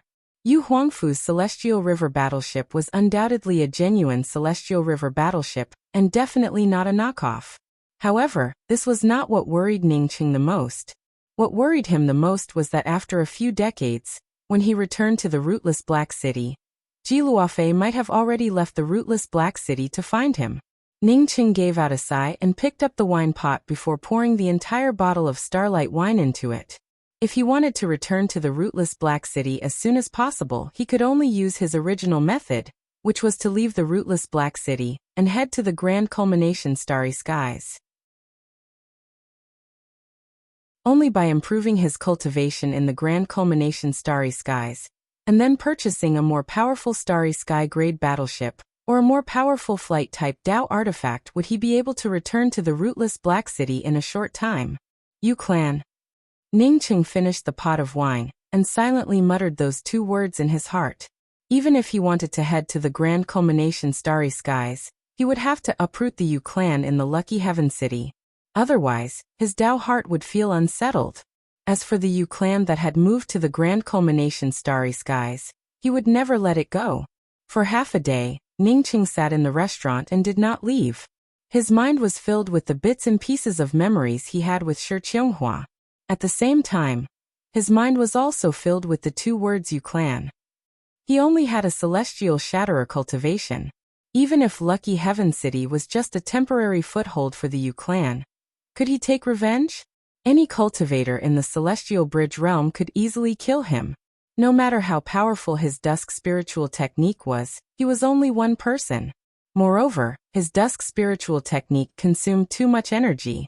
Every time he cast it, his sea of consciousness would turn empty, along with his celestial essence. Perhaps there was another way to kill the Yu Clan, that is, to purchase some temporary medicinal pills that could forcibly raise his cultivation. Ningqing clenched his fists. Even if taking the medicinal pills would cause his cultivation to drop, he had to kill the Yu Clan in Lucky Heaven City. Once he killed the Yu Clan in Lucky Heaven City, he would then find a way to go to the Grand Culmination Starry Skies and wait for the right time to kill the Yu Clan that had moved to the Grand Culmination Starry Skies. Yu Clan's Yu Huangfu was killed. I heard that the matter even reached the ears of Striking Order Heavenly Emperor. Moreover, Striking Order Heavenly Emperor had issued an arrest warrant for the murderer. The voices from the side passed into Ningcheng's ears, causing Ningcheng to abruptly wake up from his contemplation. Although the Yu Clan had moved away, Striking Order Heavenly Emperor still issued an arrest warrant. From this, one could tell that the Yu Clan's power was not low. Ningcheng carefully listened to the discussions between the two cultivators. I heard that as long as there is even a little clue, the Yu Clan would offer a sky-high reward of celestial coins. Many cultivators even went to the scene of the battle to see it. Hey, to kill Yu Huangfu, it must be at least a cultivator in the Celestial Bridge realm or above. This amount of celestial coins is not something that we can earn. Seeing the two people's discussion gradually diverging, Ningqing picked up the wine pot and walked over. Two friends, please. I was sitting next to you and heard the two of you talking about the Yu Clan's Yu Huangfu. Hearing Ningcheng talk about the Yu Clan, the two cultivators immediately stopped talking and looked at Ningcheng with vigilance.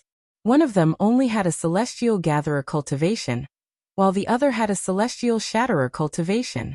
Although they could gossip about each other, if something bad spread to the ears of the Yu Clan, they would not be able to afford it. Seeing the two cultivators' nervous looks, Ningcheng quickly spoke up. Within the starry skies, everyone is a friend. I just wanted to ask casually. I heard that as long as you provide a few clues to the Yu Clan, you can obtain a lot of celestial coins.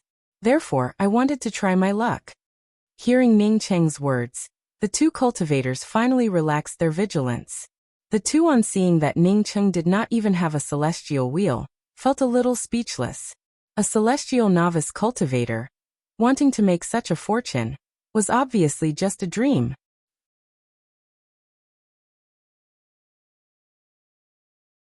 Chapter 555. Half an hour later, Ningcheng left the restaurant. After obtaining some information, he decided to kill all the remaining cultivators of Yu Clan in Lucky Heaven City before leaving.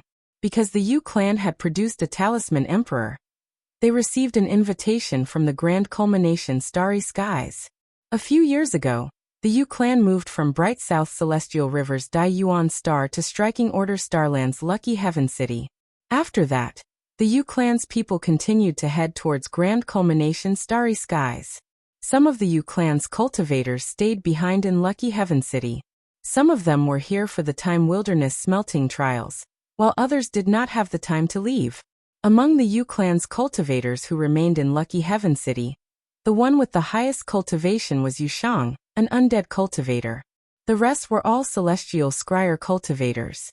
Ningcheng believed that if he could purchase a medicinal pill to improve his cultivation, as long as he could forcibly raise his cultivation to the Celestial Bridge realm, regardless of the consequences, he would definitely kill the people from the Yu Clan. As the premier chamber of commerce in the Manluan Star Land, the Striking Star Chamber of Commerce had branches in almost every corner of the Manluan Star Land. Even the Mulberry region, a place where rogue cultivators gathered, had a Striking Star Merchant House. The Striking Star Merchant House was the largest merchant house within the Mulberry region. Even if the prices here were higher compared to the other merchant houses, there were still many cultivators who came here to buy things. This was because there were no fakes here, and the same items here were of a higher grade than other commercial buildings. Most importantly, there was a complete range of goods available here. Even if you wanted something of a higher grade, as long as you could afford the celestial coins, the Striking Star Merchant House would be able to provide it. At this time, a middle-aged man arrived at the Striking Star Merchant House. This man's entire body exuded a fiery aura, while his appearance looked just like the bark of an ancient tree. This was none other than Ning Cheng wearing the Tao artifact mask. This appearance was similar to the flaming man he had met when he obtained the fire origin bead. He was the one who saved the burning man with the bark, so it was only right for him to use his identity. Ning Cheng walked into the Striking Star Merchant House, and only glanced at the first floor before entering the second floor. It seemed that the powerful flame aura emanating from Ning Cheng's body had attracted the attention of the merchant house, causing a shop assistant to take the initiative to come in front of Ning Cheng and speak. "May I ask what senior needs?" Ning Cheng rolled his eyes and spoke. "Do you have any good healing pills here? Don't show me garbage." The shop assistant quickly spoke up. "Of course, we have the top-grade returning Celestial Jade Scale Pill, a Grade 4 Celestial River Healing Medicinal Pill, refined by a Celestial River Pill King from my Striking Order Starry Skies. Even Fate State seniors would be able to benefit from this pill. Is there anything better?" Ning Cheng once again asked with an expressionless face. The shop assistant hesitated for a moment before speaking. "Our pill house is not able to come up with better medicinal pills. However, the Striking Star Merchant House in the Lucky Heaven City sells them. It's just that the price is very expensive. A single Grade 4 returning Celestial Jade Scale Pill costs 2 million green coins." This shop assistant apparently felt afraid that Ning Cheng would bite off more than he could chew, so he immediately stated the price first. Since the price of a Grade 4 Celestial River Medicinal Pill was already so high, then the price of a Grade 5 Celestial River Medicinal Pill was even more outrageous. "You can ask for the price, but you have to be able to afford it first." Ning Cheng cursed in his heart that this medicinal pill was simply a robbery. A single healing medicinal pill cost 2 million green coins. He also understood the shop assistant's intention, but he did not intend to go to Lucky Heaven City to purchase healing medicinal pills. "Then I'll buy 20 of them." Ning Cheng took out a 100 million green coin card. The shop assistant immediately understood that this flaming bark-like cultivator in front of him was a big customer. He quickly took out the medicinal pill and handed it to Ning Cheng, before asking with an even more polite tone, "Does senior need anything else? Do you have a Grade 5 Celestial River Trap and Kill formation?" Ning Cheng asked casually after putting away the medicinal pill. The shop assistant shook his head in silence. "Senior, we do not have such a high-grade trap and kill formation here. If you want to purchase a Grade 5 Celestial River Trap and Kill formation, you will need to go to Lucky Heaven City." Hearing that there was no Grade 5 Trap and Kill formation, Ning Cheng felt a little disappointed. He hesitated for a moment before continuing. "Then I need a lot of extreme Een stones, glazed light crystals, seeking heart ghost branches, green feather poison silk, heaven terminating sand." Ning Cheng listed out dozens of materials in one breath. "We have all these things. How many does senior need?" Only after Ning Cheng finished did the shop assistant give out a sigh of relief. Fortunately, the materials Ning Cheng listed were not precious. Ning Cheng pondered for a moment before speaking. 200 of the same. "What?" the shop assistant exclaimed in shock. 200 of the same. Was this a wholesale deal? Ning Cheng gave a cold snort, and the fiery aura around his body grew even more intense.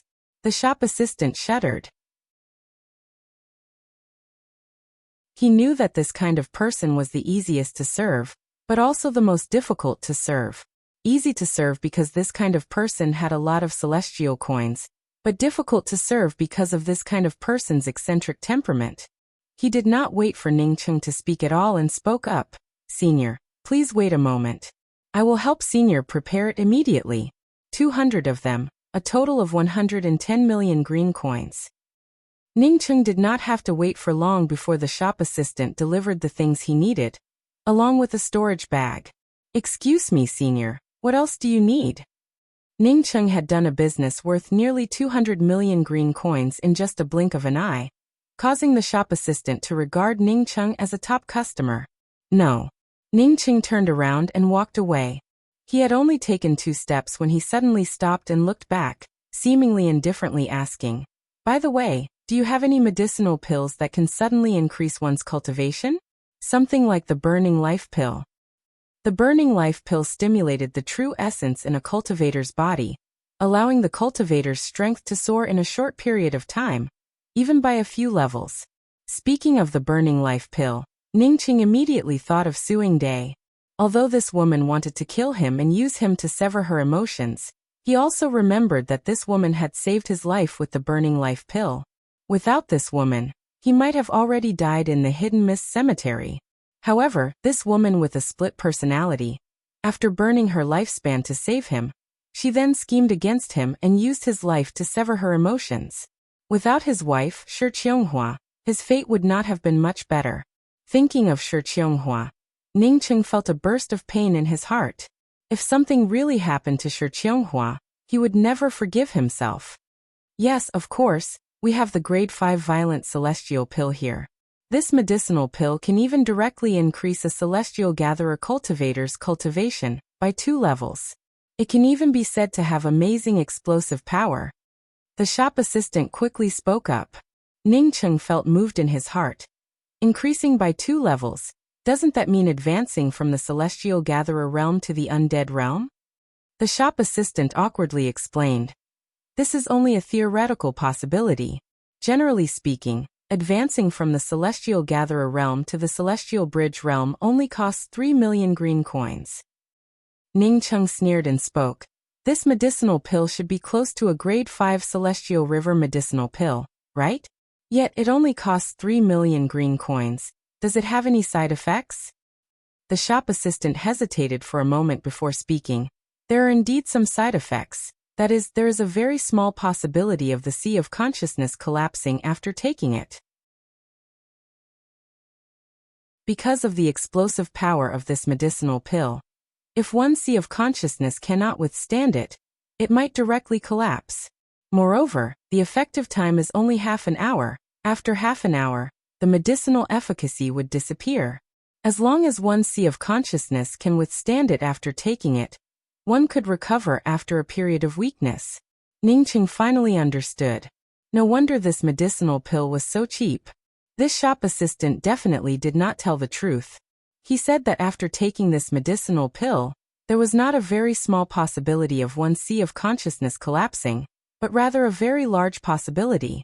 After all, advancing from the celestial scryer realm to the celestial river realm, the expansion of one sea of consciousness would not be small.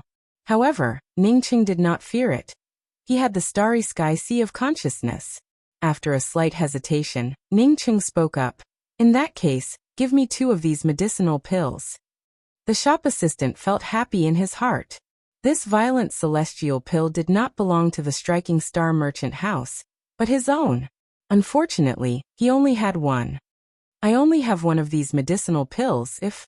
Ning Cheng impatiently interrupted the shop assistant's words. 1 is 1, give it to me. Until Ning Cheng walked out, the shop assistant still could not believe that he had actually sold this trash medicinal pill. No one dared to buy this violent celestial pill. As Ning Cheng guessed, there was a 70 to 80% chance that one sea of consciousness would collapse after taking this medicinal pill. Whether Ning Cheng's sea of consciousness would collapse or not, the shop assistant did not care about it at all. What he cared about was how many celestial coins he earned today. After leaving the mulberry territory, Ning Cheng dug out a cave in the wilderness. While healing himself, he started to refine an array disc. He could not buy a grade 5 celestial array disc, nor could he refine one. However, he could refine a grade 3 celestial array disc. A grade 3 celestial array disc might not mean much to an undead powerhouse, but what about 10 or 100? Entrapment arrays, killing arrays, entrapment and killing arrays. 3 days later, Ning Cheng unexpectedly received a message from the celestial novice middle-aged man. The celestial novice cultivator told him that there was a way to get a ticket to the grand culmination starry skies. However, the price was a bit high. Ning Cheng quickly sent a message back to the celestial novice cultivator, telling him that the price was not a problem. At the same time, he also made an appointment to meet at the entrance of the trade union 6 days later. No matter how crazy Lucky Heaven City tried to find the news of Yu Huangfu's death, striking Order Starland would not seal off the planet. Yu Shang was a member of the Yu clan. However, his face was still too shallow. Striking Order Heavenly Emperor had issued an arrest warrant not because of Yu Shang's face, but because of Yu Huangfu's father, Yu Changtai. Inside the Yu clan's residence in Lucky Heaven City, more than 20 Yu clan cultivators gathered in a spacious hall with ugly expressions on their faces. With Yu Huangfu dead, even if they managed to reach the grand culmination starry skies, they would have to bear the wrath of Yu clan's talisman emperor, Yu Changtai. Even if they could not avenge Yu Huangfu, they could at least find out who killed Yu Huangfu. However, 6 days had passed since Yu Huangfu's death, yet they still had not received any news. At this moment, a Yu clan cultivator with a celestial novice cultivation rushed in. He even forgot to salute Yu Shang and spoke up eagerly. "Uncle Shang, there is a young celestial novice cultivator outside. He said that he has news of senior apprentice brother Huangfu's death." "What?" Yu Shang suddenly stood up and spoke up anxiously. Hurry up and call that cultivator in."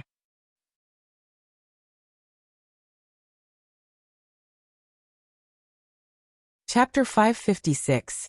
The cultivator who came to report the news soon found himself in front of Yu Shang.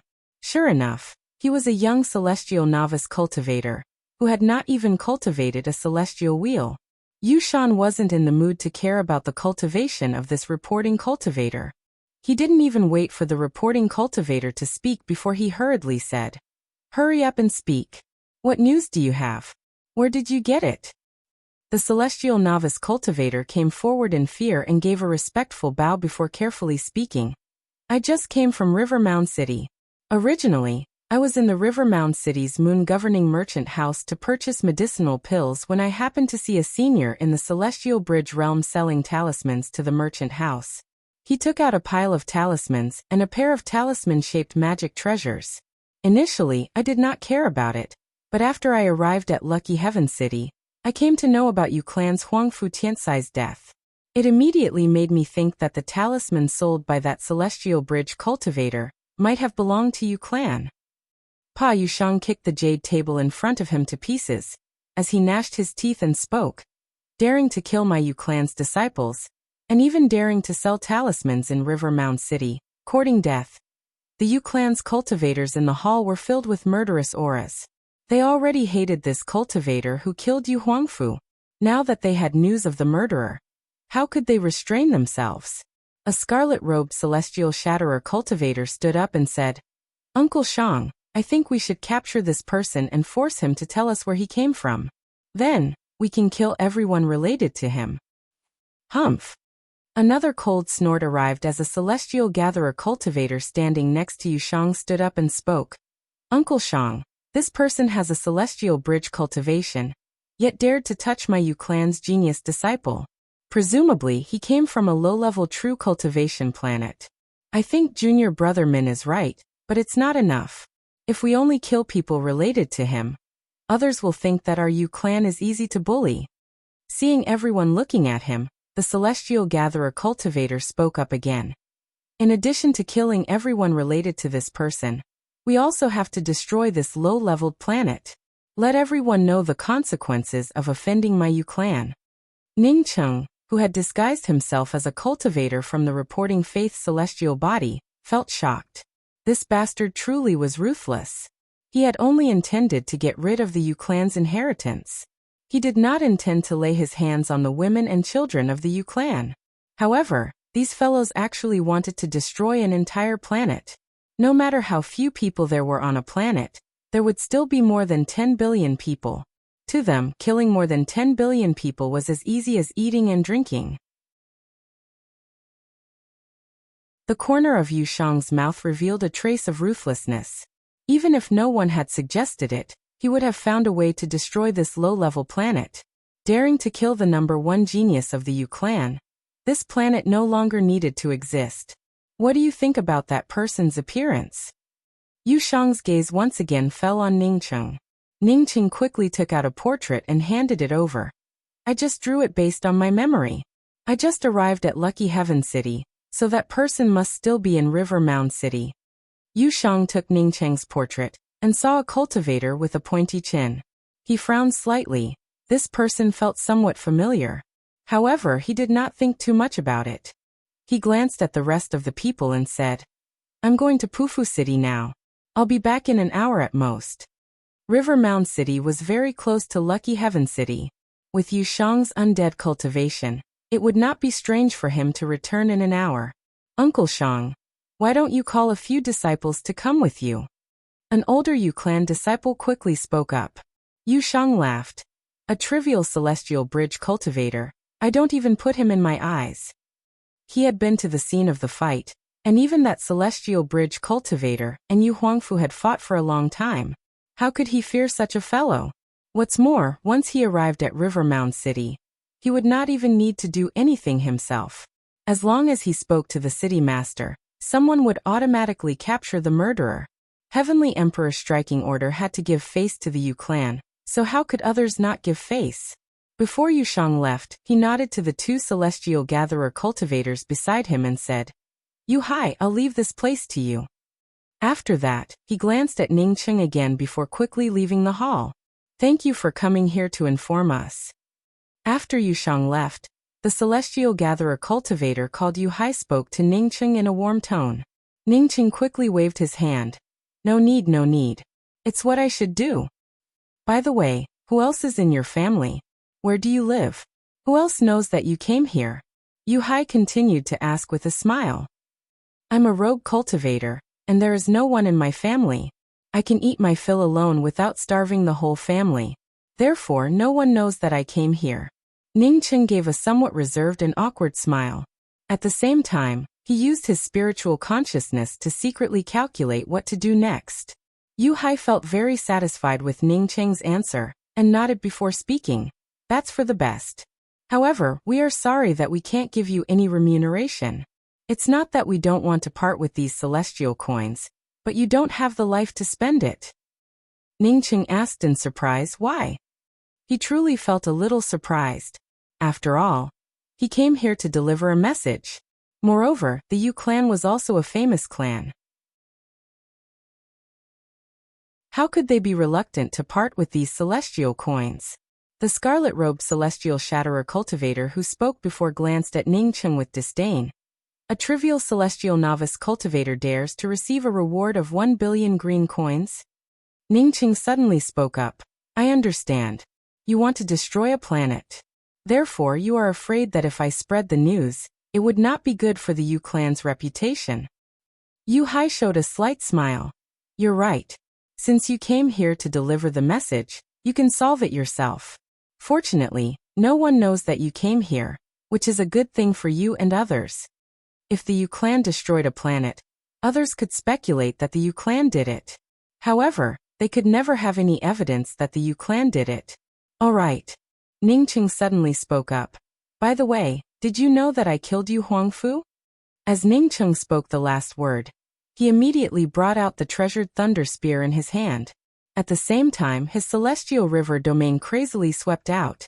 Dozens of terrifying flame-like spear intents erupted around the spear shadows. These spear intents then shot out with a sharp murderous intent. Although Ning Cheng felt somewhat restrained in front of Yu Huangfu, he did not care about the low-leveled cultivators here. As his powerful domain stretched out, it completely enveloped the Yu clan's cultivators. However, the cultivators here could not react. It was not until Ning Cheng's treasured thunder spear pierced through the glabella of 5 celestial gatherer cultivators that the rest of the Yu clan's disciples reacted. Crazily stretching out their domains, they also brought out their weapons to attack Ning Cheng. At this time, why would Ning Cheng feel any fear of other things being discovered? Bringing out the everlasting Blue Thunder City. The increasingly clear Blue Thunder City blocked the bombardment of more than a dozen weapons. At the same time, more and more flame patterns appeared on Ning Cheng's long spear. Poof poof poof. Blood splattered as Ning Cheng continuously pierced through their dantians. This was a battle without any resistance. After Ning Cheng ambushed the 5 celestial gatherer cultivators with the highest cultivation under the shackles of his celestial river domain, The Yu clan's cultivators in the room simply could not organize any resistance. The celestial river flame, which had been broken down, burned more than a dozen life essence spirits. However, Ning Cheng's soundproofing restrictions completely sealed off their screams. What hatred does my Yu clan have with you? Not only did you brutally kill my Yu clan's people, but you also used such vicious means. Yu Hai roared at Ning Cheng through gritted teeth. Ning Cheng's tone turned cold. If your Yu clan had caught me, I'm afraid it would not have been so simple, right? Your Yu clan even killed the messenger. It really is bad to the bone. Now I only have one question for you. Who knows the origin of the 5 elements treasure fall copper coin? I will give you pain. Are you here for the 5 elements treasure fall copper coin? Yu Hai seemed to have understood something. Ning Cheng did not bother to answer his words, and continued to use the celestial river flame to burn them. I know, I beg Senior to give me a clean answer. What Ning Cheng did not expect was that the one who spoke was the celestial shatterer cultivator in red robes. The celestial river flame in Ning Cheng's hand cracked open, and more than a dozen life essence spirits turned to ashes, leaving only the scarlet-robed celestial shatterer cultivator. Speak, if I am not satisfied with what you say, I will use the flame to burn your life essence for 49 days. Ning Cheng's tone turned even colder. If not for the fact that he could not use soul search to find complete information, he would not have asked this scarlet-robed cultivator to speak, and would have directly used soul search. The scarlet-robed cultivator quickly replied, Yes, yes. The 5 elements treasure fall copper coin was brought by a low-level disciple of my Yu clan, Yu Yangji. That Yu Yangji came from the Ink Essence Stars Qinwu City. In the Qinwu City, there is a female cultivator called Shi Qionghua.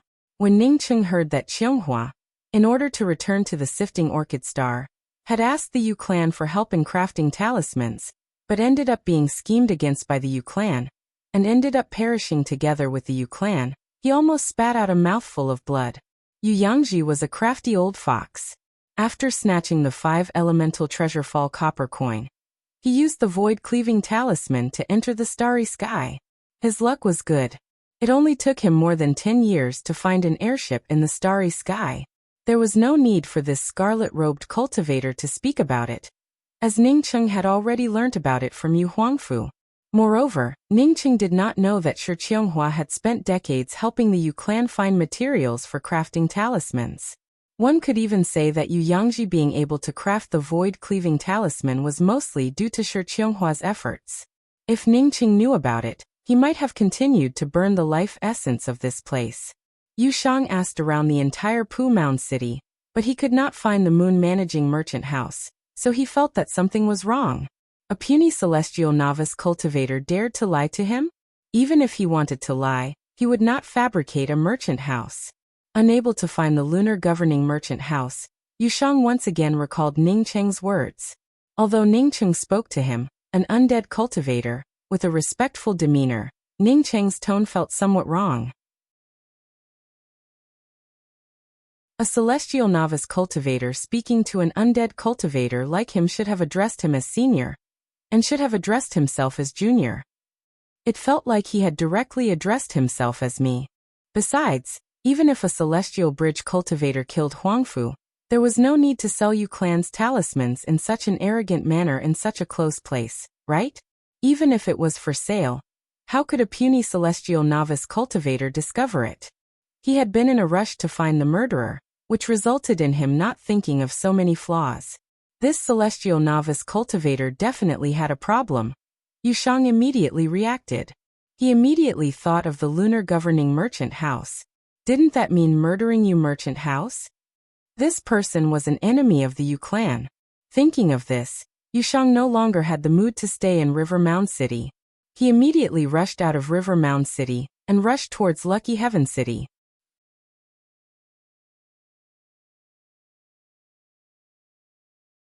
Chapter 557. The Yu clan's residence was extremely quiet. After entering the defensive array formation, Yu Shang's spiritual consciousness immediately swept towards the corpses of the Yu clan's cultivators in the hall. His expression changed, and he stepped into the hall. He had just left this place an hour ago. Before leaving, he had also instructed Yu Hai to kill the celestial novice cultivator, who came to report the news. However, he did not expect that half an hour later, he would return to this place only to see the corpses of Yu clan's cultivators. Yu Shang's hands trembled slightly. The Yu clan had left him in Lucky Heaven City to lead the Yu clan's disciples who had not yet had the time to leave. But now, not only was Yu Huangfu killed, even the cultivators from Lucky Heaven City's Yu clan had all died. No, that's not right, Yu Shang suddenly woke up. Since the other party wanted to kill everyone in the Yu clan, why did they want to deceive him? Since they had tricked him into leaving, why didn't they go to a faraway place? Why didn't they make him come back so quickly? Just as Yu Shang thought of this, a terrifying killing intent swept over. This definitely was a cultivator in the Celestial Bridge realm. Yu Shang immediately brought out his Iron Pagoda artifact. However, before he could bring out his Iron Pagoda artifact, a powerful domain shackle swept over him. Someone sneak attacked him, causing Yu Shang to groan. Celestial essence surged out of his body, and he forcibly twisted his body. However, a sharp spear shadow shot past his waist. If it were an ordinary Celestial Bridge realm's domain shackles, Yu Shang would have been able to break free from it. However, the domain in front of him far exceeded the domain of an ordinary Celestial Bridge cultivator. As such, he could not completely withdraw from this murderous intent. Poof! An axe with an even more powerful axe intent immediately smashed into his abdomen, directly blasting open a bloody hole in his abdomen, even bringing out a chunk of his internal organs. A violent aura suddenly appeared in the middle of the hall, as Ning Cheng stood up from the pile of dead Yu clan cultivators. So it's you. No wonder you led me away. It turns out that you are just a celestial scryer ant relying on a violent celestial pill. You dare to wait for me here. You swallowed the violent star pill and didn't die. It's not your luck, it's your misfortune. Yu Shang's eyes and words contained an ice-cold killing intent. He had already thought about how to deal with Ning Cheng. If he did not torture this ant-like celestial scryer cultivator to the point that he begged for death, he would not be a disciple of the Yu clan. Ning Cheng's murderous aura overflowed from his body, and his cultivation soared. However, his starry sky sea of consciousness managed to block the expansion of his celestial essence. However, Ning Cheng did not feel much happiness in his heart. He had used the violent celestial pill to forcibly raise his cultivation to the Celestial Bridge realm. However, it was still a far cry from advancing to the Celestial Bridge realm. Although Yu Shang suffered a sneak attack from him, he unexpectedly managed to avoid a fatal spear strike. Moreover, the wishful demon axe opened a bloody hole in his abdomen at a speed visible to the naked eye. This undead realm cultivator truly was formidable. Ning Cheng did not speak any nonsense with Yu Shang. Bringing out the treasured thunder spear, it shot out a fire-patterned shadow. He had to kill Yu Shang in the shortest possible time. Otherwise, he could only wait for death. Do you think that by forcibly advancing to the Celestial Bridge realm and sneak attacking me, you can kill me? Idiot. Presumably, you also sneak attacked Yu Huangfu. Apart from sneak attacks and swallowing violent celestial pills, ants don't have anything else to do. As Yu Shang spoke, the iron tower in his hand suddenly swelled up. The iron tower rapidly grew, and in the blink of an eye, it had reached the 3rd floor. Ning Cheng did not speak a single word. The treasured thunder spear's fire-patterned shadow grew denser and denser, while the spear intent grew more and more powerful. The 1st floor of the iron tower brought out by Yu Shang suddenly erupted with layers after layers of black fog. Ning Cheng felt shocked. Was this a poisonous fog? Although he felt shocked, his hands did not stop moving. Instead, he threw out countless array flags. One after another, array discs emerged around Yu Shang. Sword lights, saber lights, spear lights, axe lights. Densely packed together, submerging Yu Shang in a blink of an eye. Yu Shang gave a cold snort. You dare to use some garbage array discs against me? He felt anger in his heart. He felt anger towards Ning Cheng, an ant-like cultivator, for using a grade 3 celestial killing array to deal with him, an undead realm powerhouse. The black fog on the 1st floor of the iron tower began to condense, forming a huge net that shot towards Ning Cheng. However, Ning Cheng's hundreds of celestial ranked array discs managed to block this giant net. Ning Cheng's traceless spear intent had not yet attacked when a half-moon blade light shot out from the second floor of Yushang's iron tower. These blade lights easily tore through Ning Cheng's celestial river domain. Under these terrifying blade lights, Ning Cheng's 3-star offensive array discs started to crack like popcorn. Ning Cheng's heart sank. He finally realized what it meant to be ignorant and fearless. He was too ignorant. He thought that by forcibly advancing to the celestial bridge realm, he could talk to Yushang in the undead realm. In fact, he was not just 1 or 2 points behind. If he hadn't taken the violent celestial pill, he would have already died. Ning Cheng had advanced to the celestial bridge realm with the help of the violent essence pill. Although it could not compare to the celestial bridge realm that he cultivated normally, it was still several times stronger than his previous celestial shatter realm. Even so, it was not enough in front of Yushang.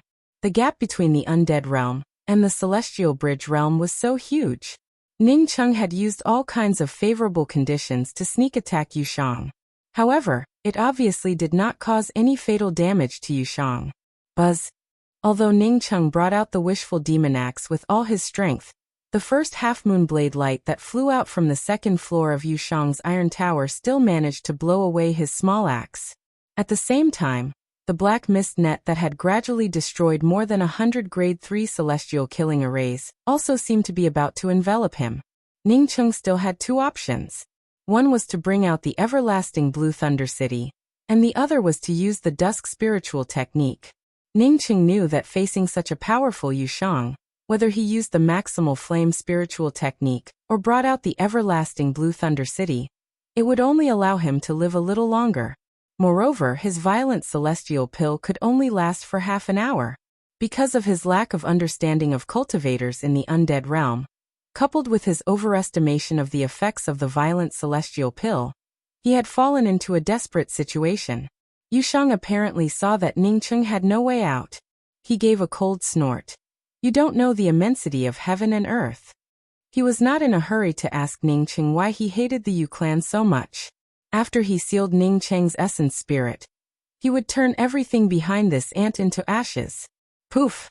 The iron tower's second half-moon blade light finally tore through Ning Cheng's domain and pierced through Ning Cheng's waist, leaving behind a wound that looked even more horrifying than Yushang's waist. Seeing the exit to the 3rd floor of Yushang's iron tower flickering with light, Ning Cheng knew that he could not wait any longer. The treasured thunder spear in his hand shot out in a frenzy, bringing with it a flash of lightning. Courting death. Seeing Ning Cheng shoot out with his spear for no reason, Yushang's mouth turned even more sneering. This celestial scryer ant was at a complete loss. He could not even display his basic skills. However, he soon felt something wrong. Although he was in the hall, he could feel the setting sun. Then he saw a beautiful sunset glow at the tip of Ning Cheng's spear. What a beautiful dusk! Yushang had just sighed when he saw his iron tower seemingly come to a standstill. His black mist net also came to a standstill, and even his half-moon blade light also came to a standstill. The radiant door on the 3rd floor of the iron tower, which was about to open, also came to a halt. No, this was not a beautiful dusk. This was a spirit technique, a time-type spirit technique. Thinking that Ning Cheng could control a time-type spirit technique, Yushang felt his soul fly out of his body. Ning Cheng also felt shocked. This was not the first time he had used a time-type spirit technique. However, this time, it gave him a huge shock. For the first time, he saw dusk and the setting sun in his spirit technique. Even he himself lost himself in this beautiful sunset's twilight. However, Ning Cheng quickly sobered up. This was just his dusk spirit technique. This sunset glow had suddenly appeared, not because of a change in the dusk spirit technique, but because of a change in his cultivation. He had forcibly raised his cultivation to the celestial bridge realm, which allowed his cultivation to rise by several times.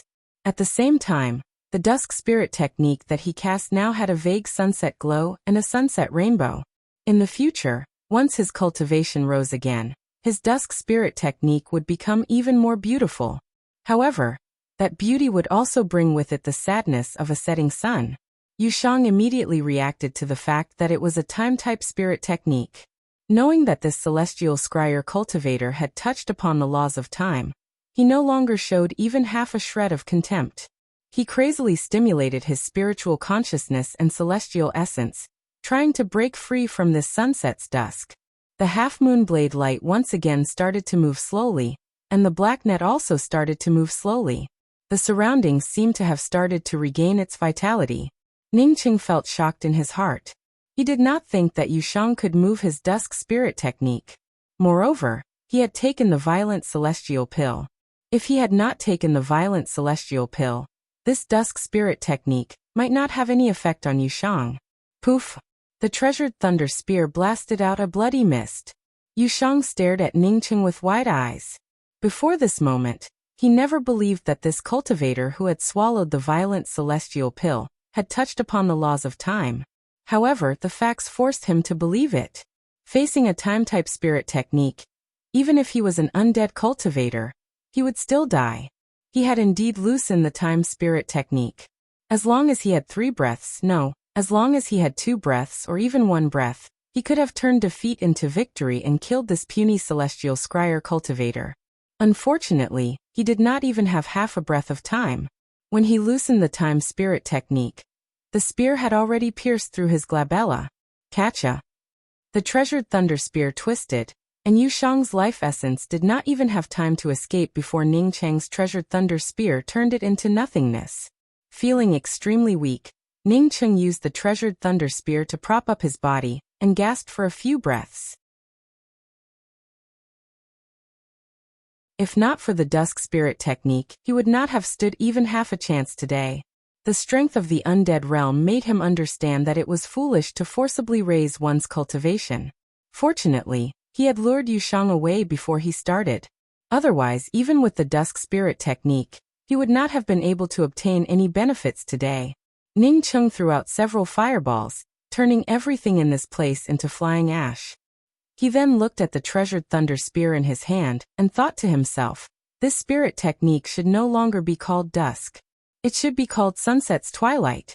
The crazy loss of celestial essence and spiritual consciousness made Ningqing realize that after casting the dusk spirit technique, the aftereffects of the violent celestial pill would arrive ahead of time.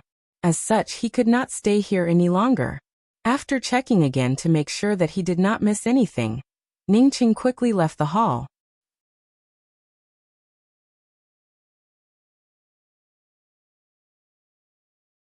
Chapter 558.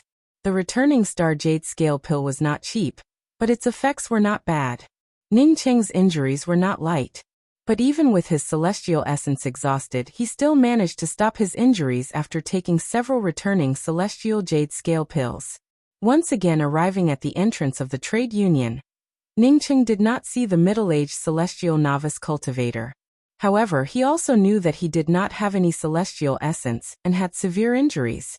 Therefore, there was no better way than to wait here. If there was no news about the middle-aged celestial novice cultivator, he would have no choice but to leave Lucky Heaven City. At this moment, he could only rely on his luck. Once the news of Yu Clan's cultivators dying in Lucky Heaven City spread out, even if he was a celestial novice cultivator, he would still end up being investigated. Senior, this junior was just wondering when you would arrive. I didn't expect you to come so soon. A pleasantly surprised voice arrived, causing Ningqing to turn around and see the middle-aged celestial novice cultivator. Ningqing's spiritual consciousness was completely exhausted, and even his celestial essence was almost depleted. Yet he did not discover the other party first. Ningqing deliberately frowned, indicating that he was a little impatient. Because Ningqing had lost all of his cultivation, although he had taken the returning celestial jade scale pill, it could only suppress his injuries. This middle-aged celestial novice cultivator could smell the faint smell of blood coming from Ningqing. However, he did not dare to ask about it. Now that Ningqing frowned, he quickly bowed and spoke. Senior, I do not have a ticket, but I do have a way to help Senior get onto the ship, but I would have to use the identity of a servant to board the ship. Ningqing didn't expect this fellow to have such skills. Ningqing couldn't help but praise him in his heart. However, on the surface, he pretended to ponder over it for a moment before speaking. Are we going to sit on the same ship as those geniuses heading to the grand culmination starry skies? The middle-aged celestial novice cultivator quickly replied. No, this time, because Heavenly Emperor also wants to go to grand culmination starry skies. More than a dozen merchant ships are tagging along. I helped you get the identity of a slave on a merchant ship. This is a little unfair to Senior. Ningqing waved his hand and spoke. You don't have to say anything about being wronged. I don't really care about my identity, but I will not really become a slave. I just need a separate place to rest, and I don't need to be ordered around. The middle-aged celestial novice cultivator spoke with certainty. Naturally, but the price? How many celestial coins? Just tell me directly. Ningqing simply waved his hand. 3 billion green coins. Originally, he wanted to say 1 billion celestial coins. However, this middle-aged celestial novice cultivator felt that Ningqing's money was easy to earn and added another 300 million midway. So cheap? Ningqing had initially thought that it would cost at least 4 to 5 billion green coins. However, he did not expect that it would only cost 3 billion green coins. He also knew that this middle-aged celestial novice cultivator had increased the price.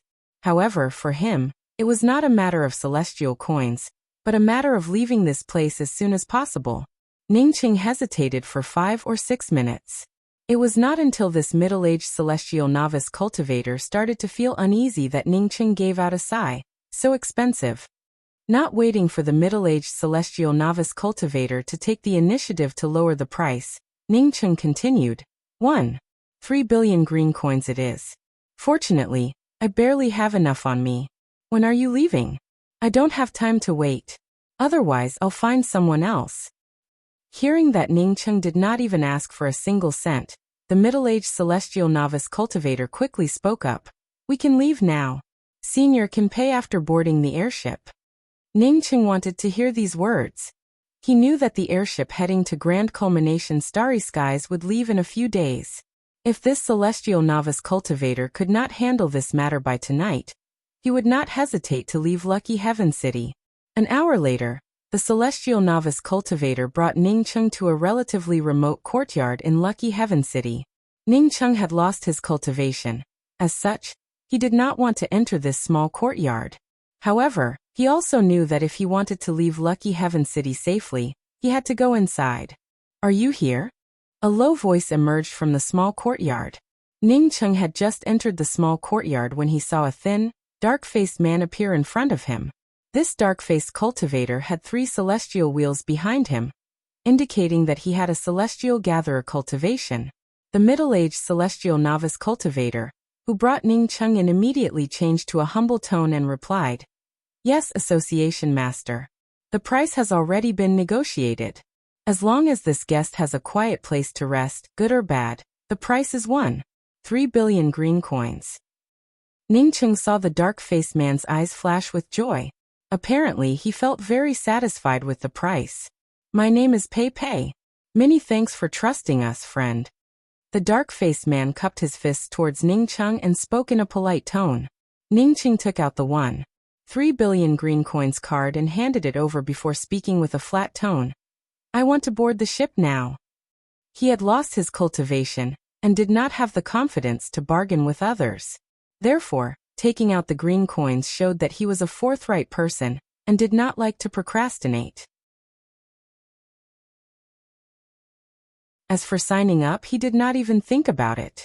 Pei Pei put away the green coin card and laughed.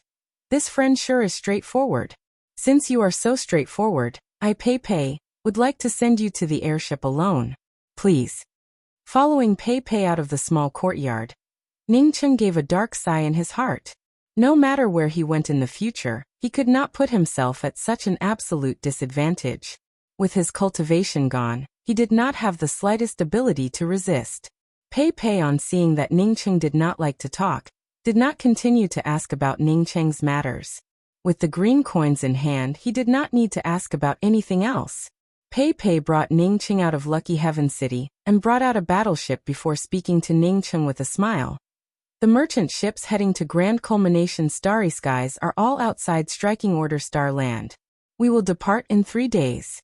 I will send you to the airship now. After getting on the airship, try not to talk too much. After all, you do not have a ticket. Thank you. Ningqing nodded and entered Pei Pei's battleship. If Pei Pei had any ideas, he would not be able to do anything about it. At most, he would drag the other party down with him. To Ningqing's relief, Pei Pei was a very well-behaved businessman and did not do anything to Ningqing. Half an hour later, Pei Pei brought Ningqing to the huge Starry Skies public square outside Striking Order Starland.